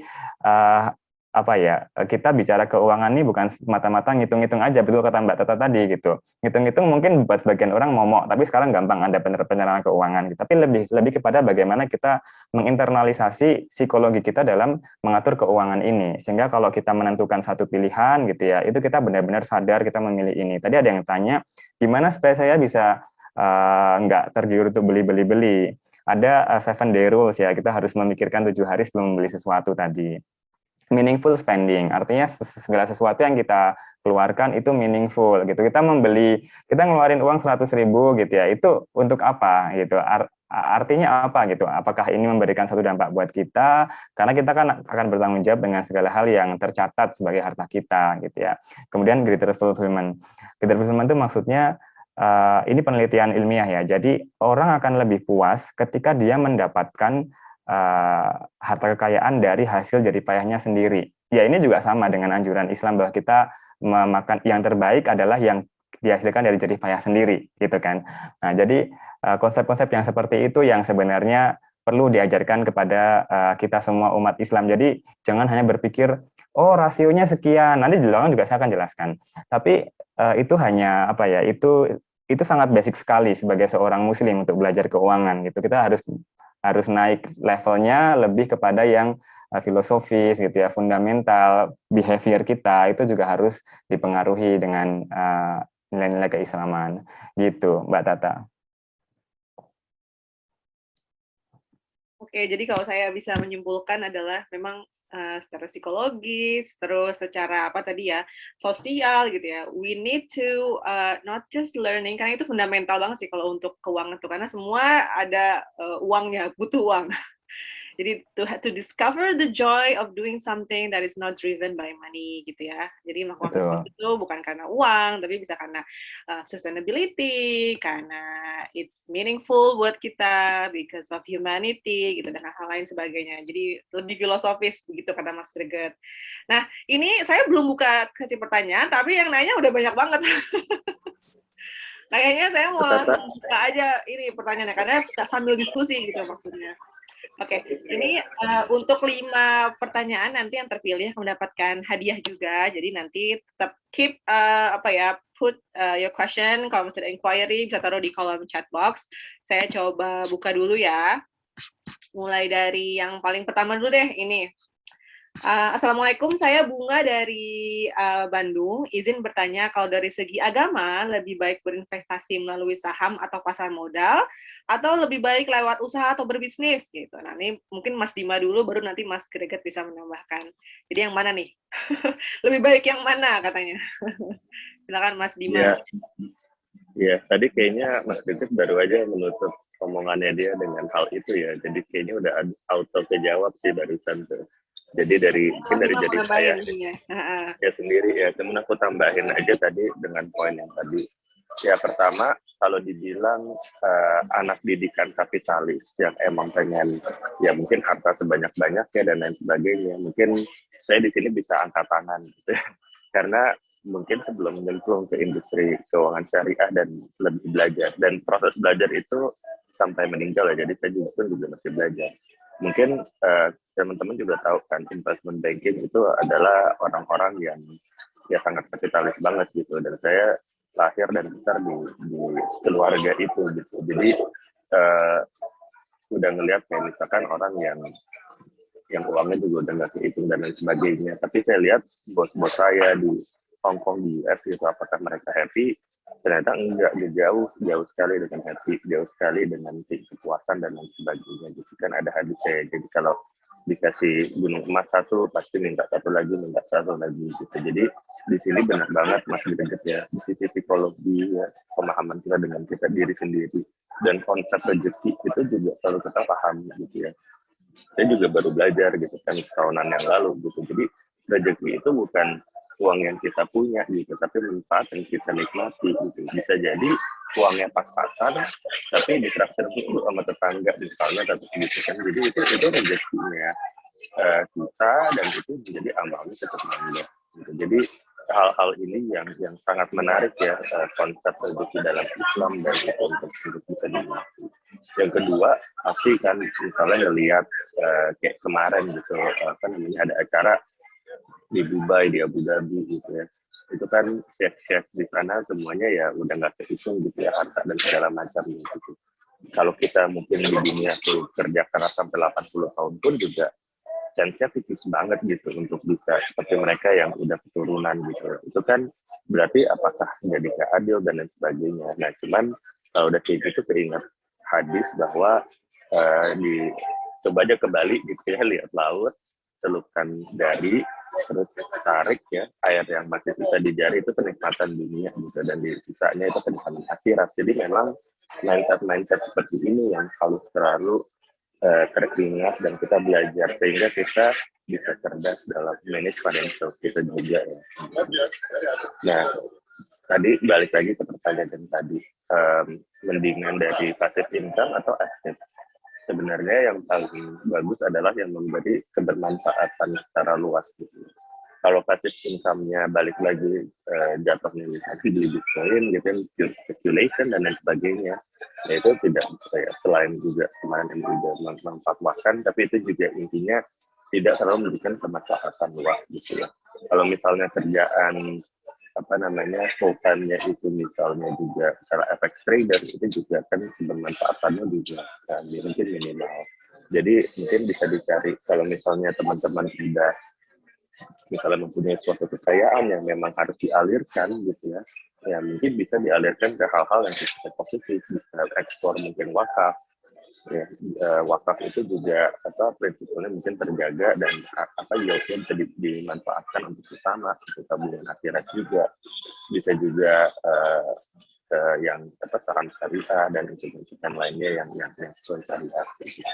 Nah, tapi itu tadi kepuasan itu atas jerih payah sendiri itu memang efektif kalau bisa juga beda daripada cuman menikmati passive income sih menurut saya. Mungkin seperti itu Mbak Tata. Jadi balik lagi nanti ya, semuanya dibalikan ke pilihan masing-masing gitu ya, no pressure gitu ya, karena semua rezeki itu memang udah dijatahin masing-masing sebenarnya ya, mau metodenya apa, yang penting sesuai dengan kaidah-kaidah yang Allah ridho gitu. Nah ini ada pertanyaan selanjutnya nih, mungkin buat Mas Greget dulu yang jawab ya. Assalamualaikum Kak, izin bertanya, bagaimana bijaknya mengelola keuangan dan mengamankan keuangan kita, jadi mengelola lalu mengamankan, agar terhindar dari utang konsumtif, terutama bagi kita yang mempunyai bisnis katanya sampingan, karena secara tidak sadar sering mengambil atau meminjam uang dari hasil bisnis tersebut gitu. Jadi gimana tuh Kak, Mas Greget baiknya gitu untuk mengelola keuangan dan diamankan gitu karena punya side business gitu. Silakan Mas Greget. Iya, tentu ini jawabannya adalah perencanaan keuangan gitu. Jadi dipisahkan gitu ya. Mbak Nita boleh sekali lagi mau ditampilkan dari slide yang terakhir. Nah, sebenarnya kalau kita bicara soal perencanaan keuangan syariah gitu ya, itu memang juga ada ya slide 10 gitu. Ada beberapa aspeknya. Nah, ini bisa berlaku dalam konteks pribadi, bisa juga berlaku dalam konteks perusahaan gitu atau rumah tangga kalau yang sudah berkeluarga gitu ya. Kita kan biasanya kalau bikin perencanaan keuangan tuh ada faktor-faktor yang memengaruhi. Yang pertama nilai tujuan pilihan. Ini ya kalau kita orang Islam gitu ya, kita tentunya harus punya nilai keislaman gitu. Dan sebenarnya saya sangat suka menyampaikan bahwa nilai Islam yang ada sekarang, yang kita pelajari sekarang ini universal. Jadi kalaupun di sini ada rekan-rekan gitu yang punya teman-teman yang tidak beragama Islam tapi tertarik, nggak masalah gitu. Tidak ada larangan buat mereka untuk juga mengaplikasikan ini, nilai tujuan dan pilihan. Lalu yang kedua peristiwa penting, termasuk ketika kita membuka bisnis, kita punya anak, kita mau S2 gitu ya, atau selesai sekolah, itu pasti mengaruhi perencanaan keuangan. Terus juga gaya hidup, ini sudah sangat jelas, dan kebutuhan dan siklus keuangan. Nah, siklus keuangan itu maksudnya kalau kita mengacu pada teori gitu ya, teori zaman dulu kan bilangnya usia 20-40 tuh kita masih merangkak menuju karir gitu ya, sehingga yang dikerjakan, yang disiapkan adalah proteksi, pakai asuransi, pakai pensiun. Di usia 40 sudah naik gitu ya, itu kita pakainya akumulasi, investasi, di usia 60 distribusi, jadi nanti ada waris dan lain-lain. Tapi itu kan idealnya. Nah, zaman sekarang dengan adanya milenial, apa generasi Z gitu ya, itu sudah beda. Mereka pengennya pensiun muda gitu ya, terus di usia 20 tuh sudah bisa menjadi seorang wealth accumulator gitu ya, jadi sudah mengumpulkan kekayaan. Nah, ini ada 6 pilar atau cakupan perencanaan keuangan. Yang pertama adalah cash flow planning. Ya, ini sangat basic, gimana kita memastikan bahwa cash flow kita surplus gitu ya, antara pengeluaran dan pendapatan itu lebih banyak pendapatannya gitu, kemudian aset dan kewajibannya juga lebih banyak asetnya gitu. Nah, selain itu tadi yang saya sampaikan wealth accumulation and preservation itu, kalau kita mau tadi ya menuju kemerdekaan keuangan, uangnya juga mencukupi kebutuhan gitu ya, nanti ada yang ditinggalkan gitu. Tentunya kita juga harus melakukan akumulasi atau pelindungan terhadap kekayaan dengan cara investasi. Investasi yang seperti apa? Yang di slide berikutnya, Mbak. Nah, ini pilihan-pilihan investasi dari yang risikonya paling kecil gitu ya, sampai dengan saham gitu yang risikonya paling besar gitu ya. Kita bisa, ya kalau yang misalnya belum begitu terliterasi dengan investasi syariah gitu ya, dan belum berpengalaman, mungkin bisa mencoba dari yang paling rendah risikonya, tabungan mudharabah, baru deposito, baru suku, peer-to-peer lending. Sebenarnya peer-to-peer lending juga mungkin risikonya juga tidak terlalu tinggi ya, jadi mungkin bisa sama dengan deposito atau dengan suku. Lalu crowdfunding atau crowdsourcing, reksadana, saham syariah yang ini membutuhkan pengetahuan, atau ke sektor-sektor real. Tadi kalau ada pertanyaan di awal, alhamdulillah saya mencoba keduanya gitu. Jadi saya bisa membandingkan, memang sektor pasar modal yang sekarang yang syariah itu alhamdulillah juga mereka juga kalau kita menelusur sampai ke belakang itu ujungnya juga sebenarnya sektor real, tapi secara tidak langsung ya, karena kan ekonomi gitu. Nah, kalau tadi yang pertanian, perikanan, perkebunan dan sebagainya memang langsung gitu, dan kita bisa mengelola, tapi juga itu resikonya besar gitu, karena kalau misalnya bicara pertanian kita berhubungan dengan cuaca gitu ya, berhubungan dengan sesuatu yang out of control gitu, jadi kita nggak bisa mengontrol itu sehingga resikonya lebih besar. Jadi juga tergantung LSI, literate, skilled, sama idle. Idle maksudnya punya harta yang bisa digunakan. Kembali ke slide berikutnya. Nah, ini masuk ke wealth distribution. Ini yang kita siapkan ketika nanti kita meninggal gitu ya. Ada wasiat, ada wakaf, ada waris. Kalau protection jelas yang di Islam ada yang namanya takaful. Takaful ini sangat berbeda sekali dengan asuransi karena sifatnya di sini tolong menolong ya. Jadi bukan jual beli, tolong menolong. Jadi mungkin nanti bisa dibahas di sesi lain. Intinya adalah kita memastikan bahwa kita memproteksi diri kita, tapi juga ada orang lain yang mendapatkan manfaat dari proteksi tersebut. Dan yang terakhir, purification, zakat, dan pajak. Gitu. Nah, kalau di Indonesia memang zakat yang kita bayarkan itu baru bisa dipakai untuk mengurangi nilai pendapatan kena pajak. Jadi teman-teman di sini yang sudah bekerja, kalau membayar zakat, bayarlah ke lembaga yang bisa memberikan bukti pembayaran pajak, zakat. Gitu. Sehingga apa? Sehingga nanti itu bisa digunakan untuk mengurangi nilai pendapatan kena pajak teman-teman. Yang awalnya misalnya bayar pajak dari pendapatan 10 juta, jadi dikurangi zakat jadi 9 juta sekian. Jadi lebih rendah pajaknya meskipun tidak signifikan banget, tapi paling tidak itu bisa menunjukkan bahwa penerimaan zakat kita itu naik terus di Indonesia. Gitu. Nah, kembali ke pertanyaan yang tadi, investasi hutang gitu ya, hutang konsumtif ketika tidak bisa ketika tercampur aduk dengan perusahaan atau bisnis. Yang pertama, kita harus tahu bahwa utang ini adalah last reserve ya.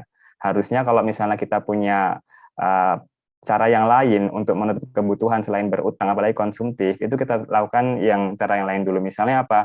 Mengurangi pengeluaran, menambah pendapatan gitu ya, atau melikuidasi aset yang ada gitu. Baru utang ini yang terakhir gitu. Dan pun kalaupun kita berutang, kita harus berutang dari yang paling dekat gitu. Saudara misalnya, baru nanti ke lembaga yang mungkin harus pakai garansi, jaminan, dan lain-lain gitu. Itu kalau sifatnya konsumtif. Kalau misalnya sifatnya produktif, berarti dia harus dipastikan dengan rasio keuangan, misalnya asetnya itu harus lebih besar sehingga dia punya rasio pembayaran utang yang menunjukkan bahwa dia mampu gitu membayar utang tersebut gitu ya. Atau ketika utang itu bentuknya cicilan, berarti pendapatan dia juga harus mampu sekian persen untuk disisihkan sebagai cicilan untuk utang produktif tadi. Jadi seperti itu. Dan yang paling prinsipil ya mestinya dipisah antara rumah tangga atau pribadi dengan bisnis tadi. Begitu Mbak Tata. Oh, jadi begitu ya. Jadi sebenarnya solusinya salah satunya adalah melakukan perencanaan keuangan ya. Berarti kontak financial planner syariah. Yang ada di sini juga boleh gitu ya. Nah, ini selanjutnya saya mau tanya juga nih ke Mas Dima, karena pertanyaannya cukup relate gitu. Nah, ini dari Mbak Desi Fatmawati. Assalamualaikum, izin bertanya terkait bagaimana tips-tips untuk positive thinking terhadap pelayanan syariah. Wah, kenapa nih positive thinking? Gitu ya. Apakah ada pengalaman buruk? Kadang berpikir sama aja kayak konvensional. Nah, seperti apa sih indikator finansial milenial yang sebenarnya? Ada nggak rujukan apa yang harus dipersiapkan oleh generasi milenial ini, gitu, Mas Dima? Apa ya, gitu, yang bisa membuat kita tertarik sama layanan perbankan syariah, gitu. Silakan, Mas Dima. Yang pertama itu selalu ilmu ya, atau belajar gitu. Jadi tanpa kita tahu ilmunya akan sangat mudah untuk dipengaruhi orang gitu. Jadi kadang orang yang bilang ke kita itu juga belum tentu ilmunya dalam gitu kan. Jadi ada dibilang, oh nih institusi keuangan ini kurang syar'i, yang itu kurang syar'i dan segala macam. Nah, kita harus tahu banget letak di mana kurang syar'inya dan mengapa mereka melakukan itu gitu. Siapa tahu mentok karena peraturan pemerintah, otherwise mereka nggak bisa menjalankan usahanya, atau bahkan cuman karena malas aja gitu kan, karena memang giro syariahnya mungkin nggak terlalu kuat, jadi kayak ya udahlah gini aja gitu. Jadi itu memang tipis ya bedanya ya. Tapi begitu udah tahu ilmunya dan udah melakukan penyelidikan ya, mungkin bisa tanya teman yang kerja di situ, atau mungkin bisa baca-baca dari forum dan lain sebagainya. Nah, itu mungkin kita bisa independently verified ya, berdasarkan pengetahuan kita bahwa ini institusi sebenarnya syariahnya benar apa syariahan gitu. Karena ya saya nggak bilang, tapi mungkin ada beberapa juga yang seperti itu. Nah, yang perlu diketahui juga adalah di belakangnya siapa sih. Nah, itu juga menjadi suatu indikator ya, bukan kepastian tapi indikator gitu. Sebenarnya niatnya apa, dan bisa dilihat dari cara dia perusahaan tersebut membawakan mungkin marketingnya dan lain sebagainya. Nah, yang paling terakhir adalah mungkin biasanya kalau institusi keuangan syariah kan punya DPS ya, Dewan Pengawas Syariah. Bahkan beberapa kayak misalkan dari Alami sendiri kita ada kayak Ustadz pembinanya juga gitu. Jadi kita di Alami berusaha layer syariahnya sebanyak mungkin ya, guru-gurunya sedapat mungkin, jadi kita banyak belajar. Nah, bisa dilihat juga institusi lain apakah mungkin seperti itu atau enggak. Nah, itu sih sebenarnya. Jadi kalau misalnya dilihat, oh institusi keuangan syariah sama aja cuma ganti bunga dengan bagi hasil dan lain sebagainya. Nah, itu karena bagi hasilnya setara misalnya 7%, di luar bunga juga setara 7%, sama aja. Nah, kalau teman-teman melihatnya seperti itu, maka bisa jadi salah gitu ya, karena itu hanya angka yang setara, tapi di belakangnya prosesnya beneran bagi hasil apa enggak, terus habis itu benar syariah atau enggak, nah itu terpisah dengan yang cuma kelihatan, oh 7% juga. Gitu sih, apalagi misalkan kasus-kasus kemarin tuh yang mana akad murabahah ya, buy and sell, itu malah dibilangnya kalau dilunasi dipercepat, wah harus bayar penalti yang tinggi gitu, atau bayar sisa profit yang tinggi. Nah, itu berarti kan udah salah kata, berarti yang mengontrol pembiayaan nggak ngerti dengan akadnya itu. Jadi ada banyak hal yang memang unfortunately belum dijelaskan secara sangat mudah ke masyarakat dengan akad-akadnya ini. Nah, ini insya Allah mungkin fintech syariah kita atau influencer itu yang bisa nanti kedepannya juga sangat membantu menjelaskan akad-akad ini dengan cara yang sangat mudah dipahami, insya Allah. Ya, betul sekali. Jadi kalau menurut saya sih memang ya itu tadi ya, ada beberapa consideration. Aduh, takutnya nanti akadnya apa ya gitu ya. Aduh, iya aja. Makanya jangan khawatir kalau nanti kalian nabung di Hijrah Bank tanpa ribet gitu kan ya tagline-nya. Jadi jangan takut ribet dulu, coba dulu aja nabung di Hijrah Bank gitu. Karena tagline-nya tanpa ribet, jadi udah pasti tenang gitu. Nah, saya mau masuk ke Mas Greget nih, ada pertanyaan tadi terkait Mas Greget bilang, kalau berhutang itu sama deket-deket dulu, jangan jauh-jauh. Nih, ada pertanyaan dari Mbak Siti Aisyah. Belakangan ini bermunculan banyak sistem cicilan kredit rumah, motor, pinjol. Nah, menyikapi kondisi tersebut bagusnya bagaimana ya, kan mungkin aja kalau sama keluarga ya mungkin ada kesulitan finansial juga dan sebagainya, kita nggak tahu ya kendalanya gitu. Nah, sekarang kalau adanya yang tersedia itu pinjamannya ya pinjol, pinjaman dari macam-macam lah itu ya, dari sekarang di e-commerce pun bisa minjem gitu. Nah, itu gimana Mas Greget menyikapinya sebagai seorang yang pengen hijrah secara finansial? Iya, ya ini pertanyaan semua orang ya sebenarnya, dan kembali bahwa kita harus punya mindset bahwa utang ini adalah pilihan terakhir gitu, dan kalaupun kita harus meminjam ke lembaga gitu, institusi keuangan, ya tentunya kita harus berpedoman pada dua hal. Yang pertama yang syariah apa enggak gitu. Tadi Mas Dima menyampaikan kalau misalnya ternyata bagi hasil nih, kita ngomong bagi hasil ya, belum utang ya, bagi hasilnya sama aja sama bank syariah gitu. Iya mungkin betul sama aja, tapi di dalam syariah kita ada keberkahan ya, ketentraman gitu, ketenangan. Jadi otomatis ya jangan hanya berpikir pada angka itu aja gitu. Apalagi kalau kita konsumen yang spiritual, jadi nggak cuma rasional aja gitu.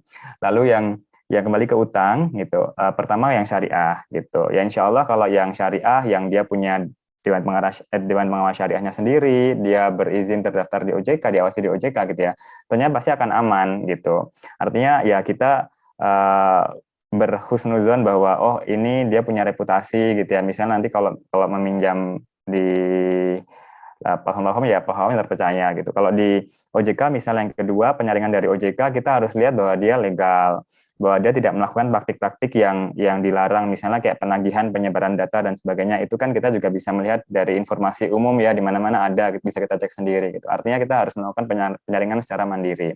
Nah, kemudian yang ketiga, kita juga harus menilai ke diri kita sendiri nih, Mbak Tata. Kalau misalnya kita terpaksa utang, kita juga harus berpikir gitu, setelah asetnya nggak ada gitu ya, terus menambah pekerjaan juga sudah nggak bisa gitu ya, terus mengurangi pendapatan juga sudah, mengurangi pengeluaran juga sudah dilakukan gitu, tapi tetap butuh uang, ya kita harus mikir-mikir. Kalau misalnya kita berutang secara untuk produktif ini gitu, itu kita bisa bayar apa enggak sih gitu. Jangan-jangan kita memaksakan untuk utang produktif ini, tapi juga kita nggak tahu bahwa kita mau bayar atau enggak gitu. Makanya perlu diukur tadi rasio-rasio yang kita miliki gitu kan. Terus kemudian kalau dalam Islam sendiri ya, teman-teman mungkin bisa membaca informasi mengenai fikih muamalah kontemporer. Apa sih hukumnya menggunakan pay letter gitu? Apa sih hukumnya menggunakan misalnya kita bahkan ya sampai kita like, share, komen itu juga ada fikihnya gitu ya. Jadi gimana tuh kalau like ya, jadi kalau ini gampangannya ya, misalnya kita bermain media sosial, kita harus meninggalkan apa-apa yang tidak bermanfaat, ada hadisnya gitu. Kemudian jangan sampai itu melalaikan kita dari sholat gitu ya, menghabiskan waktu kita nggak jadi terkontrol gitu sholatnya dan lain sebagainya. Nah itu ada fikih-fikihnya, bahkan selfie pun itu juga ada fikihnya, fikih-fikih muamalat kontemporer gitu. Termasuk tadi kalau kita minjem di pinjol, minjem atau menggunakan pay letter, kartu kredit yang syariah atau yang lain-lain itu bagaimana. Nah itu harus terus diupdate. Betul kata Mas Dim bahwa belajar ini nggak ada endingnya gitu, karena ilmu terus bertambah gitu. Dan saya sangat mengapresiasi Mbak Tata kalau seandainya ada teman-teman di sini misalnya bilang, alah itu sama aja, itu tuh syariahnya gini. Saya berasumsi dia berarti punya pengetahuan syariah yang luar biasa, karena dia bisa mengkritisi itu gitu kan. Nah itu mungkin bisa dia sampaikan ke dalam proses yang legal gitu ke perusahaannya, sehingga malah menjadikan perusahaan ini makin syariah lagi dengan kritikan-kritikan itu gitu. Karena sekarang saya lihat di Indonesia, dan ini juga ada datanya bahwa Indonesia itu menurut salah satu survei, milenialnya itu yang paling tinggi menganggap bahwa agama itu penting. 97% kalau nggak salah, nanti saya bisa share di Instagram. Nah, itu artinya akan semakin banyak orang yang memahami syariah, berarti konsekuensinya akan banyak yang mengkritisi, ada banyak pandangan. Itu kita anggap sebagai sesuatu yang lumrah aja, gitu, sebagai pembelajaran. Jadi gitu. Jadi di bawah dalam nuansa yang enak buat komunikasi, buat berdiskusi, gitu Mbak Tata. Ya benar banget. Jadi semuanya ada prosedurnya gitu ya. Tadi kayak saya bilang di awal tadi, sebenarnya semua peraturan-peraturan gitu ya, atau kayak hal-hal yang kita restriction ini sebenarnya tuh protection buat kita gitu. Jadi di balik itu semua, jadi jangan khawatir, insya Allah kalau kita ada ilmunya, kita belajar lebih dalam lagi, din is a protection, not a restriction. Ini ada pertanyaan kelima dari Mbak Dina Rahmatika. Ini mudah-mudahan Mas Greges sama Mas Dima masih fokus ya. Karena ini nanya banyak banget, saya juga miliknya wow gitu ya. Dan yang nanti 5 pertanyaan terbaik dipilih panitia ya, akan mendapatkan hadiah juga gitu. Tenang aja, dari Vaseline Hijab Bright. Nah, ini pertanyaan dari Mbak Dina Rahmatika. Ini buat kedua-duanya ya, buat Mas Greges sama Mas Dima. Assalamualaikum, saya Dina. Saya minta pendapat dan pandangan dari kedua narasumber terkait sistem menabung atau mencicil emas. Karena lagi marak nih buat investasi, tapi dicicil emasnya, jadi nggak beli kontan gitu loh. Karena ada yang bilang boleh tunai, tapi nggak boleh dicicil. Tapi sekarang juga banyak yang bisa dicicil. Karena kan milenial sukanya yang kalau bisa hemat gitu ya, jangka panjang. Gitu. Coba mungkin bisa dibantu sama Mas Bima dulu, bagaimana pandangannya. Wah, ini memang lagi banyak diskusi ya, atau perdebatan ya antara emas ini sih. Memang ada hukumnya, tinggal dilihat emas itu sebagai komoditi atau barang ribawi alias uang gitu ya. Memang kan zaman dulu emas dan perak itu currency. Kalau currency ya berarti kan harus jual belinya ya tunai dan tidak boleh dengan jumlah yang lebih, nilai yang lebih tinggi atau nilai yang berbeda. Nah, cuman dengan kesini sini emas juga sering dilihat sebagai komoditi gitu. Nah, ini nanti memang suatu hal yang perlu terus dipelajari ya, karena kita pun dialami juga lagi mempelajari tentang menabung emas atau tentang transaksi dengan emas ini gitu. Nah, kalau menurut saya menabung emas itu kita let's say kita melakukan semuanya dengan tunai gitu. Itu pun juga ada istilahnya resiko dengan nilai yang naik turun indeks ya, walaupun memang cenderung baik bisa mengimbangi inflasi gitu. Jadi kalau saran saya sih harus terus dipelajari sih, karena kita sendiri lagi terus mempelajari masalah emas ini, bagaimana bisa kita tetap comply dengan hukum melihat emas itu sebagai barang ribawi, tetapi di sisi lain juga mudah dengan menabung emas sehingga bisa membantu kita juga melawan inflasi. Mungkin over sih. Oke, itu dari Mas Dimas. Sekarang kalau dari Mas Greget gimana nih? Setujunya tunai atau nyicil? Boleh nyicil maksudnya? Iya, ini agak-agak ini ya pertanyaannya, karena saya pun juga bukan syariah scholar, jadi saya tidak akan menjawab berdasarkan opini, tapi saya akan menunjukkan ada fatwa MUI gitu. Jadi kita kan di Indonesia mau tidak mau, ya harus mau sih pasti, itu harus merujuk pada MUI gitu, karena itu lembaga yang berwenang gitu. Dan saya ingin juga memberikan satu pandangan ya terkait dengan peran MUI. Di dalam Al-Quran itu kita dikasih tahu bahwa you follow the law of the land you are on. Jadi kita mengikuti aturan di mana kita berada. Artinya OJK, kemudian pemerintah yang lain, atau MUI terutama, kita harus ikuti. Kalau misalnya MUI bilang boleh ya boleh, enggak gitu. Nah, di MUI sendiri itu ada fatwa nomor 77 DSN MUI 2010 pada tahun 2010 dulu, bahwa jual beli emas secara tidak tunai itu dibolehkan atau mubah gitu.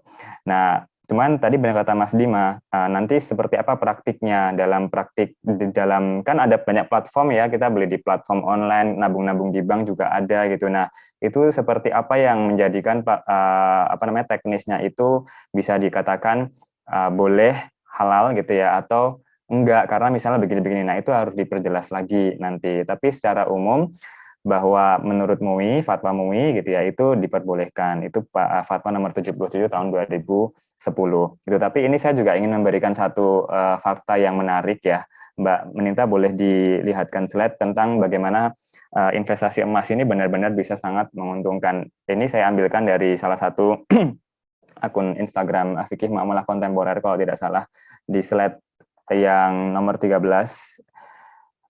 bawahnya lagi, dua lagi Mbak. Nah, dua lagi, nah satu lagi. Nah ini di sini nih tahun 2010, rekan-rekan, teman-teman, mbak-mbak gitu ya, tahun 2010 harga emas itu kan per gramnya 350.000. Itu kalau kita gunakan untuk membayar ongkos naik haji, kita membutuhkan sekitar 90 gram.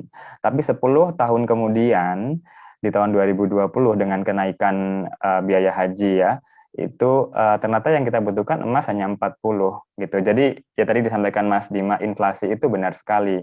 Seandainya tahun 2010 kita punya emas ya 90 gram, maka di tahun 2020 ini kita bisa naik haji berdua dengan istri atau dengan suami atau dengan orang tua gitu. Jadi banyak orang bertanya kenapa penasaran ini boleh apa enggak sih nabung emas, jual beli emas, karena memang seperti ini faktanya bahwa itu sangat menguntungkan gitu dan nilainya cenderung stabil dan naik terus gitu. Jadi harapannya nanti rekan-rekan itu bisa lebih berhati-hati lagi meskipun landasan fatwanya itu boleh, kita harus cek gitu ya kemana kita membelinya gitu, lembaga-lembaga yang tentunya bisa kita anggap kredibel untuk mengimplementasikan fatwa bolehnya tadi sesuai praktik gitu. Mbak Konita, kembali ke Mbak Tata. Iya, jadi intinya memang balik ke kitanya lagi ya Mas ya, jangan sampai belinya tetap tunai tapi pakai maksudnya full gitu ya, tapi lihat lagi nih untuk lembaga-lembaganya, terus metode pembayarannya juga gitu kan, jangan-jangan juga metode pembayarannya bermasalah dan sebagainya gitu. Jadi teman-teman juga bisa lihat lagi nanti perencanaan keuangan seperti apa, tipe-tipe ini seperti apa gitu ya, apa agresif atau bisa lebih konservatif, jadi disesuaikan lagi sama kita semua. Ini ada mungkin last question sebelum kita nanti juga ada sesi selanjutnya. Ini ada dari Mbak Ika Dwijati, ini buat kedua narasumber kita. Assalamualaikum, saya Ika, mohon bertanya Kak, menurut Kakak, sistem perekonomian terbaik yang datang dari Allah. Nah, itu maksudnya menurut ajaran Islam gitu ya. Apakah mungkin sistem perekonomian syariah diimplementasikan dalam skala negara? Gitu. Dan adakah peran yang bisa dilakukan untuk mendukung implementasi tersebut? Terima kasih Kak. Mungkin bisa dari Mas Dima dulu nih. Pertanyaan terakhir kok. Kalau dibilang bisa apa enggak, ya pasti bisa gitu ya. Karena kita udah melihat contoh-contohnya dari dulu gitu. Yang paling dekat tadi kita sebut ya Turki Utsmani gitu. Itu juga salah satu contoh peradaban Islam di mana keuangan syariah ya itu, jadi nggak usah dibilang bank syariah, ya semua bank juga itu ya udah syariah ya. Terus habis itu wakaf juga menjamur di mana-mana gitu. Tadi dibilang mungkin negara jangan utang banyak-banyak ya, terus kan kita mikir kalau negara yang utang infrastruktur kan gimana dibikin dan segala macam ya, bisa juga dari wakaf gitu, jadi uangnya diputar dengan cara yang lain gitu kan, langsung ke real asset. Nah jadi itu sangat bisa ya, cuman memang di zaman sekarang lebih tricky aja dalam sisi implementasi dan adoption-nya. Nah, apa yang bisa kita bantu untuk implementasikan, ya kita hanya bisa bantu sesuai kapasitas kita. Kalau kapasitas kita menteri, ya mungkin kita bisa lebih powerful. Kalau kapasitas kita ke DPR juga. Nah, kalau kapasitas kita hanya sebagai ya rakyat di negara, ya mungkin mulailah dengan mengadopsi sistem keuangan syariah, ya dari perbankannya, dari apa namanya industrinya gitu ya, misalkan travel itu yang misalnya halal tourism, terus habis itu juga bantu apa namanya mungkin sedikit keberpihakan juga ke bisnis-bisnis yang lebih syariah dan lain sebagainya, sehingga nanti apa namanya industri ini akan maju dengan sendirinya disupport dari bottom, jadi bottom up approach. Nah, di mana bottom up approach ini udah kuat, nanti nyambung itu ntar ke pemerintah untuk menjadikan Indonesia itu pusat halal dunia gitu. Tapi kalau saya lihat kalau bottomnya itu nggak bergerak, pemerintah dari atas juga susah nyari angle-nya gitu ya, kalau menurut pengamatan saya pribadi.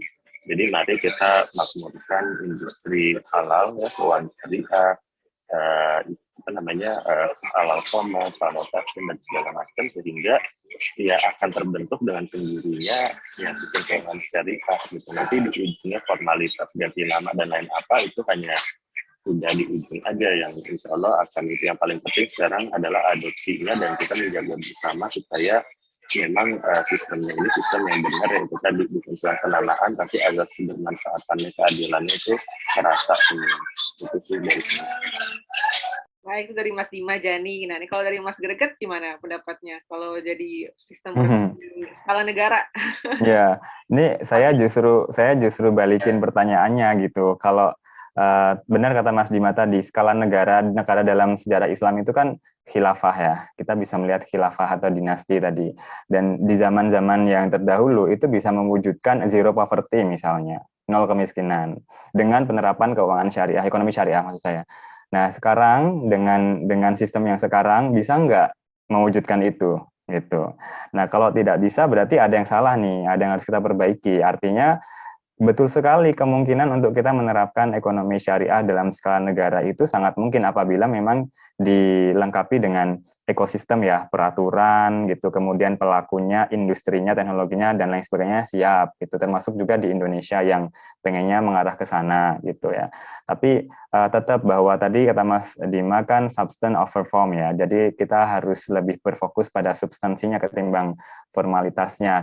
Tidak harus bahwa negara ini memproklamirkan bahwa negara Indonesia adalah negara yang mengaplikasikan keuangan syariah atau ekonomi syariah sepenuhnya. Saya pikir tidak harus sampai ke sana gitu. Tapi bagaimana praktik-praktik ekonomi dan keuangan syariah untuk umat Islam terutama atau mereka yang menghendaki itu benar-benar dijamin oleh pemerintah. Ya misalnya dengan undang-undang ada bank syariah itu juga salah satu bentuk bahwa ekonomi syariah, keuangan syariah itu ada di Indonesia. Ada zakat diatur, ada lembaganya. Kemudian ada hijabers community gitu ya yang dia membantu mewujudkan salah satu komunitas pendukung halal fashion misalnya. Itu juga terbukti bahwa ada ruang untuk ekonomi dan keuangan syariah di Indonesia terutama di negara kita. Kalau pertanyaannya adalah contoh negara mana? Nah, itu kita semestinya jadikan ini sebagai satu ajang perlombaan nih. Kita dukung Indonesia untuk bisa mewujudkan itu yang pertama. Gitu.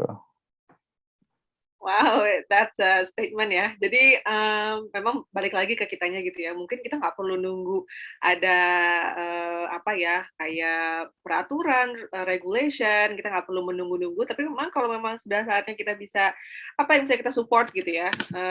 Dari kita pribadi dulu, dari micro managingnya dulu gitu ya. Baru nanti kedepannya seperti apa itu bisa mudah-mudahan Allah yang kasih apa ya jalannya gitu kan ya. Sekarang kita lakukan apa yang memang small scale yang bisa kita lakuin dulu gitu. Dan thank you banget nih buat Mas Geges sama Mas Dima. Sama teman-teman juga ini pertanyaannya asli banyak banget. Maaf banget kalau misalnya nggak terjawab semua karena keterbatasan waktu juga gitu kan. Nah sekarang sebelum aku masuk move on ke sesi selanjutnya, ini aku mau ada waktu sedikit pengen Mas Dima sama Mas Greget jawab ya, tapi pas respon aja, nggak usah dijelasin kenapanya, oke? Kayak this or that gitu. Setuju ya? Ganti-gantian mungkin dari Mas siapa ya? Boleh Mas, tadi Mas terakhir jangan jawab Mas Greget kan, oke? Mas Dima dulu yang jawab, terus Mas Greget ya. Tapi jangan mikir, benar-benar harus quick response, oke? Yeah. Oke, teman-teman nih bisa dilihat ya nanti jawaban-jawaban para praktisi ini kayak gimana. Oke, kita mulai dari ya, pertanyaan pertama. Mas Dima, uang atau ilmu? Jangan mikir, Mas Greget. Apa? Uang atau ilmu? Apa? Aku ilmu. Tadi nge-lag soalnya. Oke, pas respon ya. Ini kita kasih fokus para narasumber. Ini Mas Dima. 100 juta di saham atau 100 juta disedekahin? Sedekahin. Oke, Mas Greget. Aku di saham dulu kayaknya. Oke. Bisa, karena habis itu tadi sedekahin gitu kan. Yeah. Ada returnnya. Oke. Mas Dima, nabung atau investasi? Investasi. Mas Greget? Investasi. Oke. Pertanyaan keempat. Pergi ke kantor lebih pagi atau pulang kantor lebih malam? Mas Dima apa? Harusnya lebih pagi sih, itu kenyataannya pulang lebih malam. Mas Greget? Iya, lebih pagi lebih cepet ya. Pergi kantor lebih pagi berarti ya. Oke. Selanjutnya, beli pas butuh apa beli pas diskon? Pas butuh. Selanjutnya, update gadget atau modif mobil? Mas Dima. Dan gadget. Gadget sih. Ya. Mobil nggak perlu dimodif. Kita balik ya, Mas Greget duluan nih. Oke. Pakai manajer investasi apa di kelompok sendiri? Aku sendiri. Oke, Mas Sendiri. Dima. Bener nih nggak pakai manajer investasi. Oke, terakhir ya, Mas Greget duluan. Micromanage atau macromanage? Macromanage. Mas Dima? Baik, Apa? Nggak kedengeran? Oh, Micro. mikro. Jadi yang satu makro, yang satu lebih suka ngurus perintilan dari kecil ya. Aduh, terima kasih banyak. Kasihan yang kerja di Alami di micromanage. Aduh, waktunya, dan teman-teman semua juga thank you so much udah ngikutin sesi ini. Jangan pada pergi dulu karena kita mau nonton sebuah video. Ini nanti juga teman-teman supaya dapat gambaran gitu ya. Kayak apa sih gitu ya hijrah finansial. Nah, ini ada video dari Alami yang teman-teman bisa simak. Nanti juga akan ada kuisnya. Oke, saya persilakan kepada panitia untuk memutar videonya.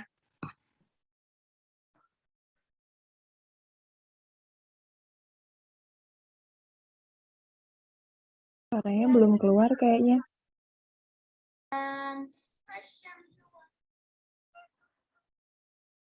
Indonesia is a large archipelagic country located in Southeast Asia and often referred to as the most populous Muslim country in the world. And while over 80% of Indonesia's near 300 million citizens are Muslim, the penetration rate of Sharia financial services remain low at under 10%. However, with the recent growth of the local halal economy, there is a huge opportunity for Indonesia to increase the adoption rate of Sharia financial products.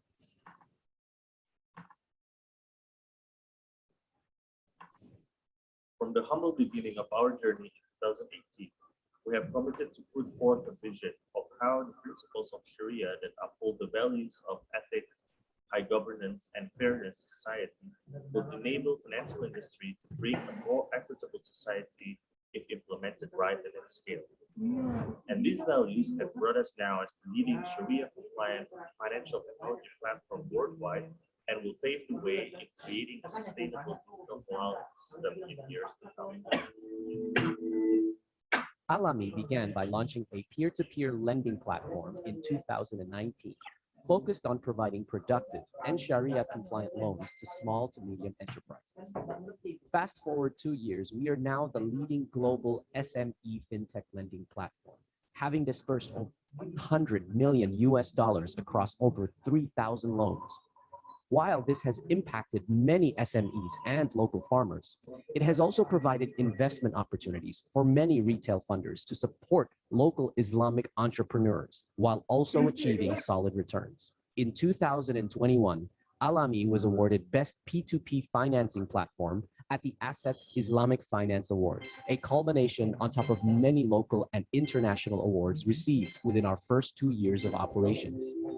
This success, as well as increasing market demands, prompted us to begin expanding our line of business into additional verticals within the Islamic financial industry. In March 2021, we successfully acquired the only Sharia rural bank in Jakarta, proceeded to develop app-based digital banking services, and rebranded it Hijrah Bank, a Sharia-compliant digital bank for the discerning Islamic community. To date, over 20,000 people have signed up for early access and counting. In addition to providing financial services, Alami is also increasing demand in the market by launching the Arkam Business Accelerator, providing training and mentorship to over 1,300 entrepreneurs in its first batch alone in November 2021. The initiative is expected to accelerate the growth of Islamic SMEs through a combination of knowledge sharing, as well as access to business tools, markets, and working capital. And to help increase Islamic financial literacy in the country, we have also launched the Alami Institute in 2021, a think tank and research hub to push innovation in Islamic finance, as well as improving the awareness and understanding among stakeholders, from academics to the average Muslim seeking barakah in attaining financial independence. We believe that this is only the beginning, a spark, igniting a bigger movement towards establishing our vision of a digital halal ecosystem that accommodates the need for halal transactions that are both accessible and user-friendly for Indonesia and beyond.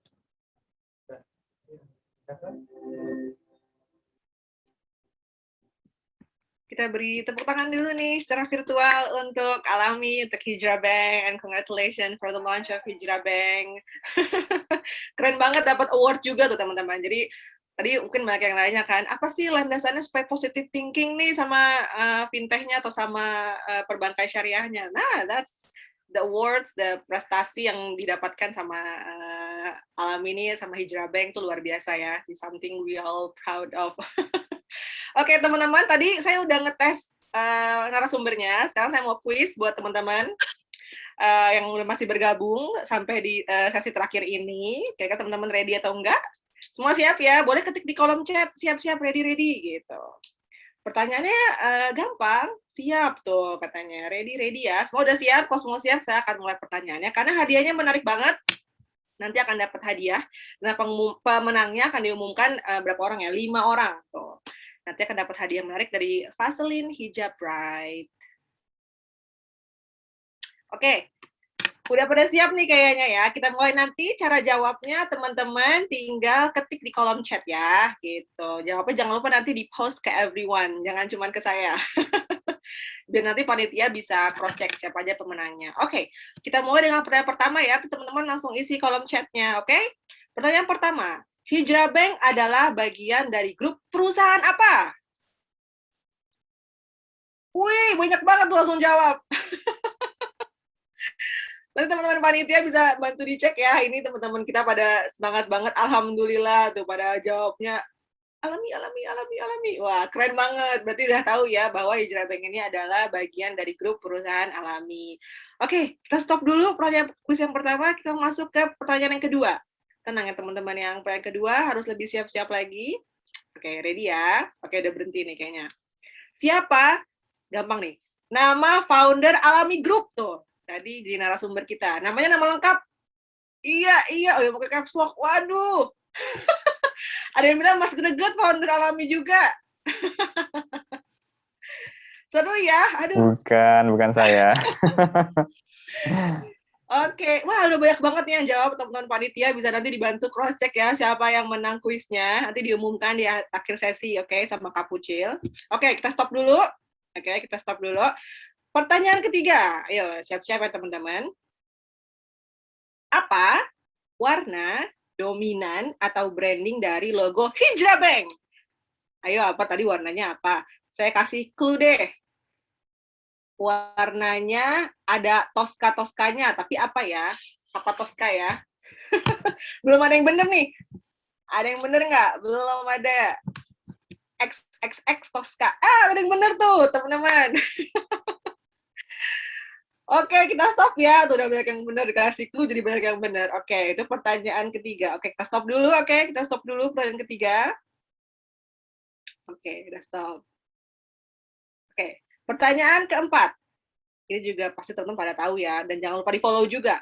Sebutkan nama, username, Instagram dari Hijrah Bank.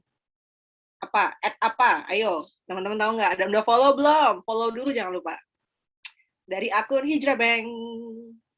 @apa? Ayo udah ada yang benar belum? Belum nih, masih salah. Ayo, kira-kira apa akun dari Bank Hijrah? Udah ada yang benar belum ya? Pada kepo dulu buka handphone.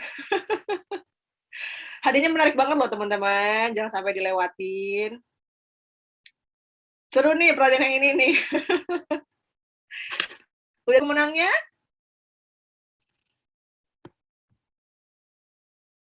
Oke, udah ada pemenangnya. Oke, kita stop dulu ya. Masuk ke pertanyaan terakhir, teman-teman. Teman-teman lebih gercep lagi. Mudah-mudahan rezeki ya. Ada yang ketik. Jawabannya udah lucu banget. Oke, stop dulu ya. Kita masuk pertanyaan kelima, oke? Siapkan jari-jari virtual kita. Oke, stop dulu. Oke, udah di stop. Oke, nomor 5. Apa tagline dari Bank Hijrah? Dari Hijrah Bank, apa ayo? Tagline-nya apa? Tadi sering banget disebutin pas acara. Apa ayo? Tagline dari Bank Hijrah atau Hijrah Bank. Hashtag nah. Iya.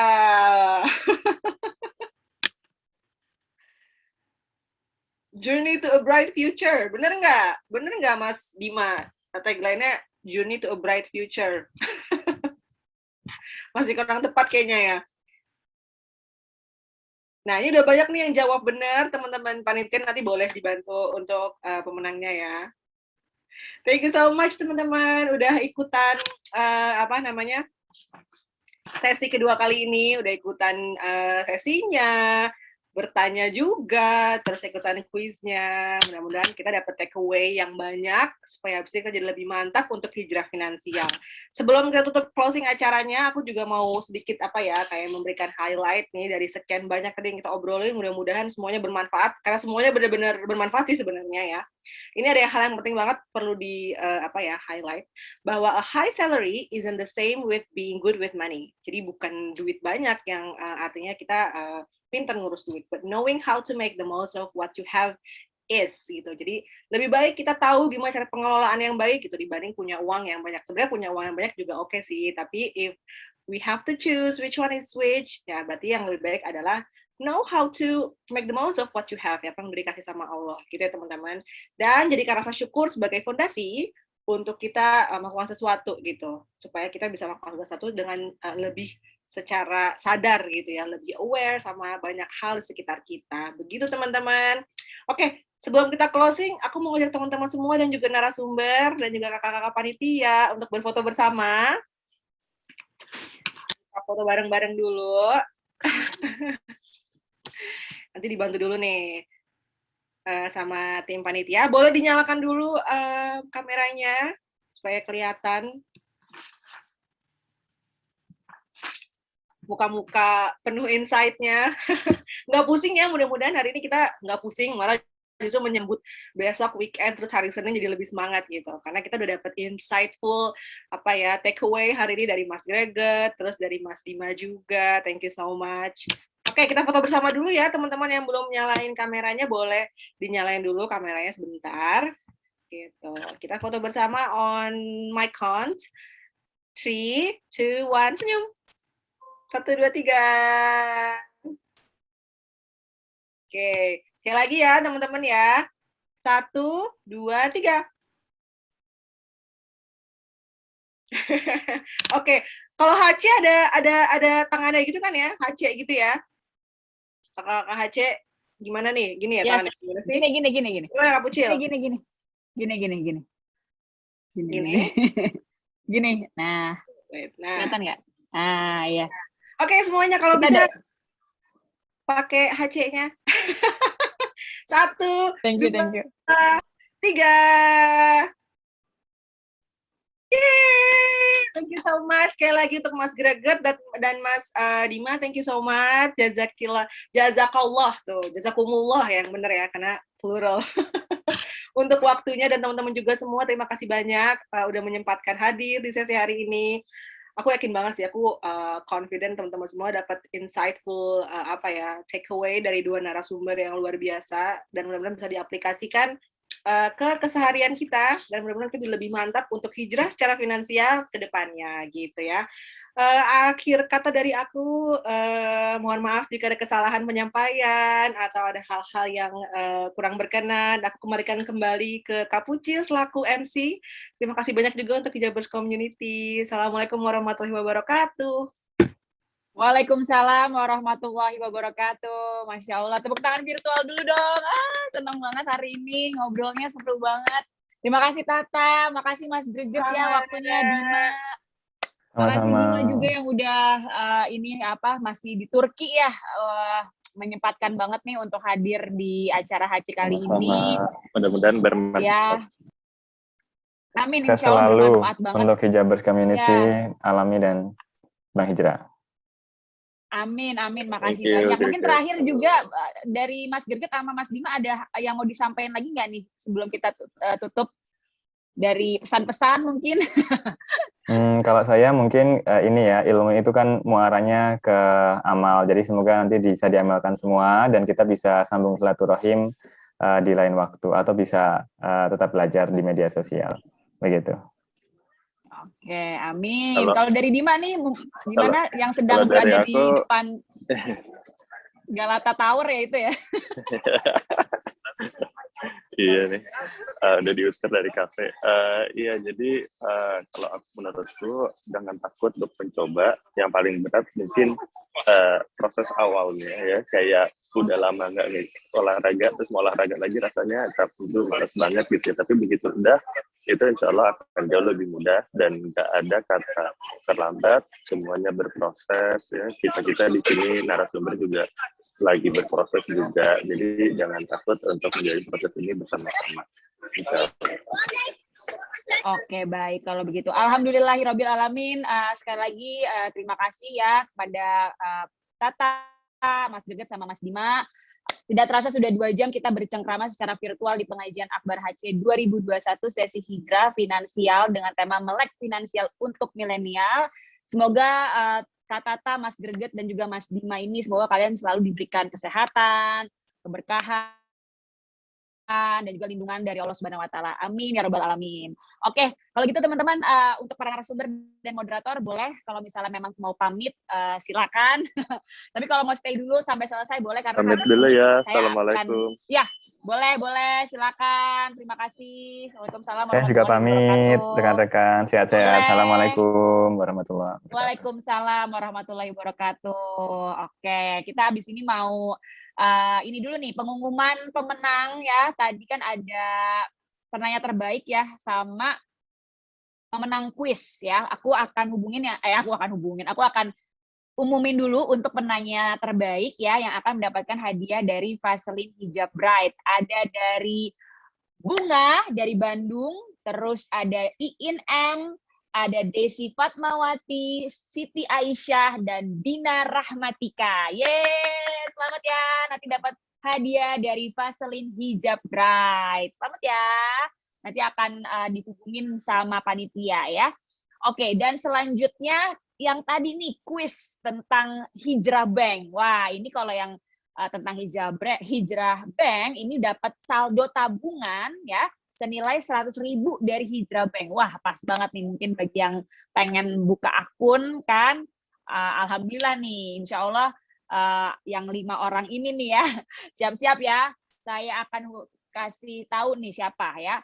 Nah, nomor 1 itu ada Kiana, nomor 2 ada Mutia Dita, nomor 3 ada Faradila, nomor 4 ada Alifatunisa, dan nomor 5 ada Nisrina. Yeay! Selamat ya, kalian mendapatkan saldo tabungan senilai 100.000 dari Hijrah Bank ya. Nanti akan dihubungin lagi juga sama panitia untuk diminta data dirinya sama nomor HP-nya. Jangan leave dulu ya.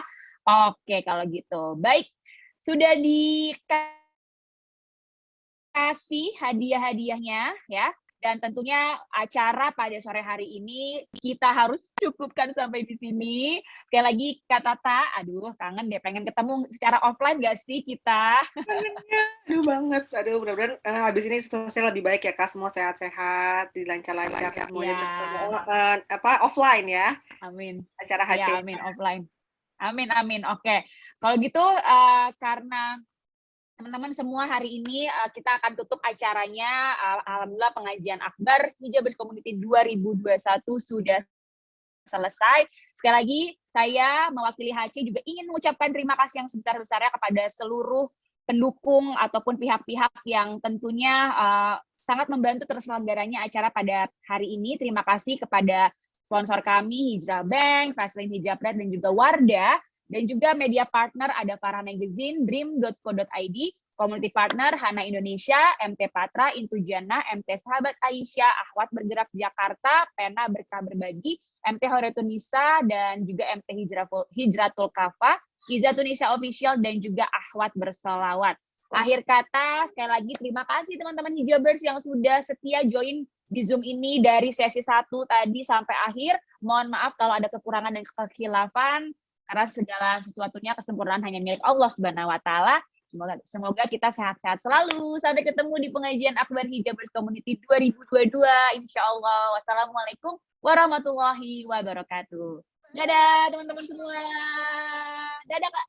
Dadah Tata, thank you.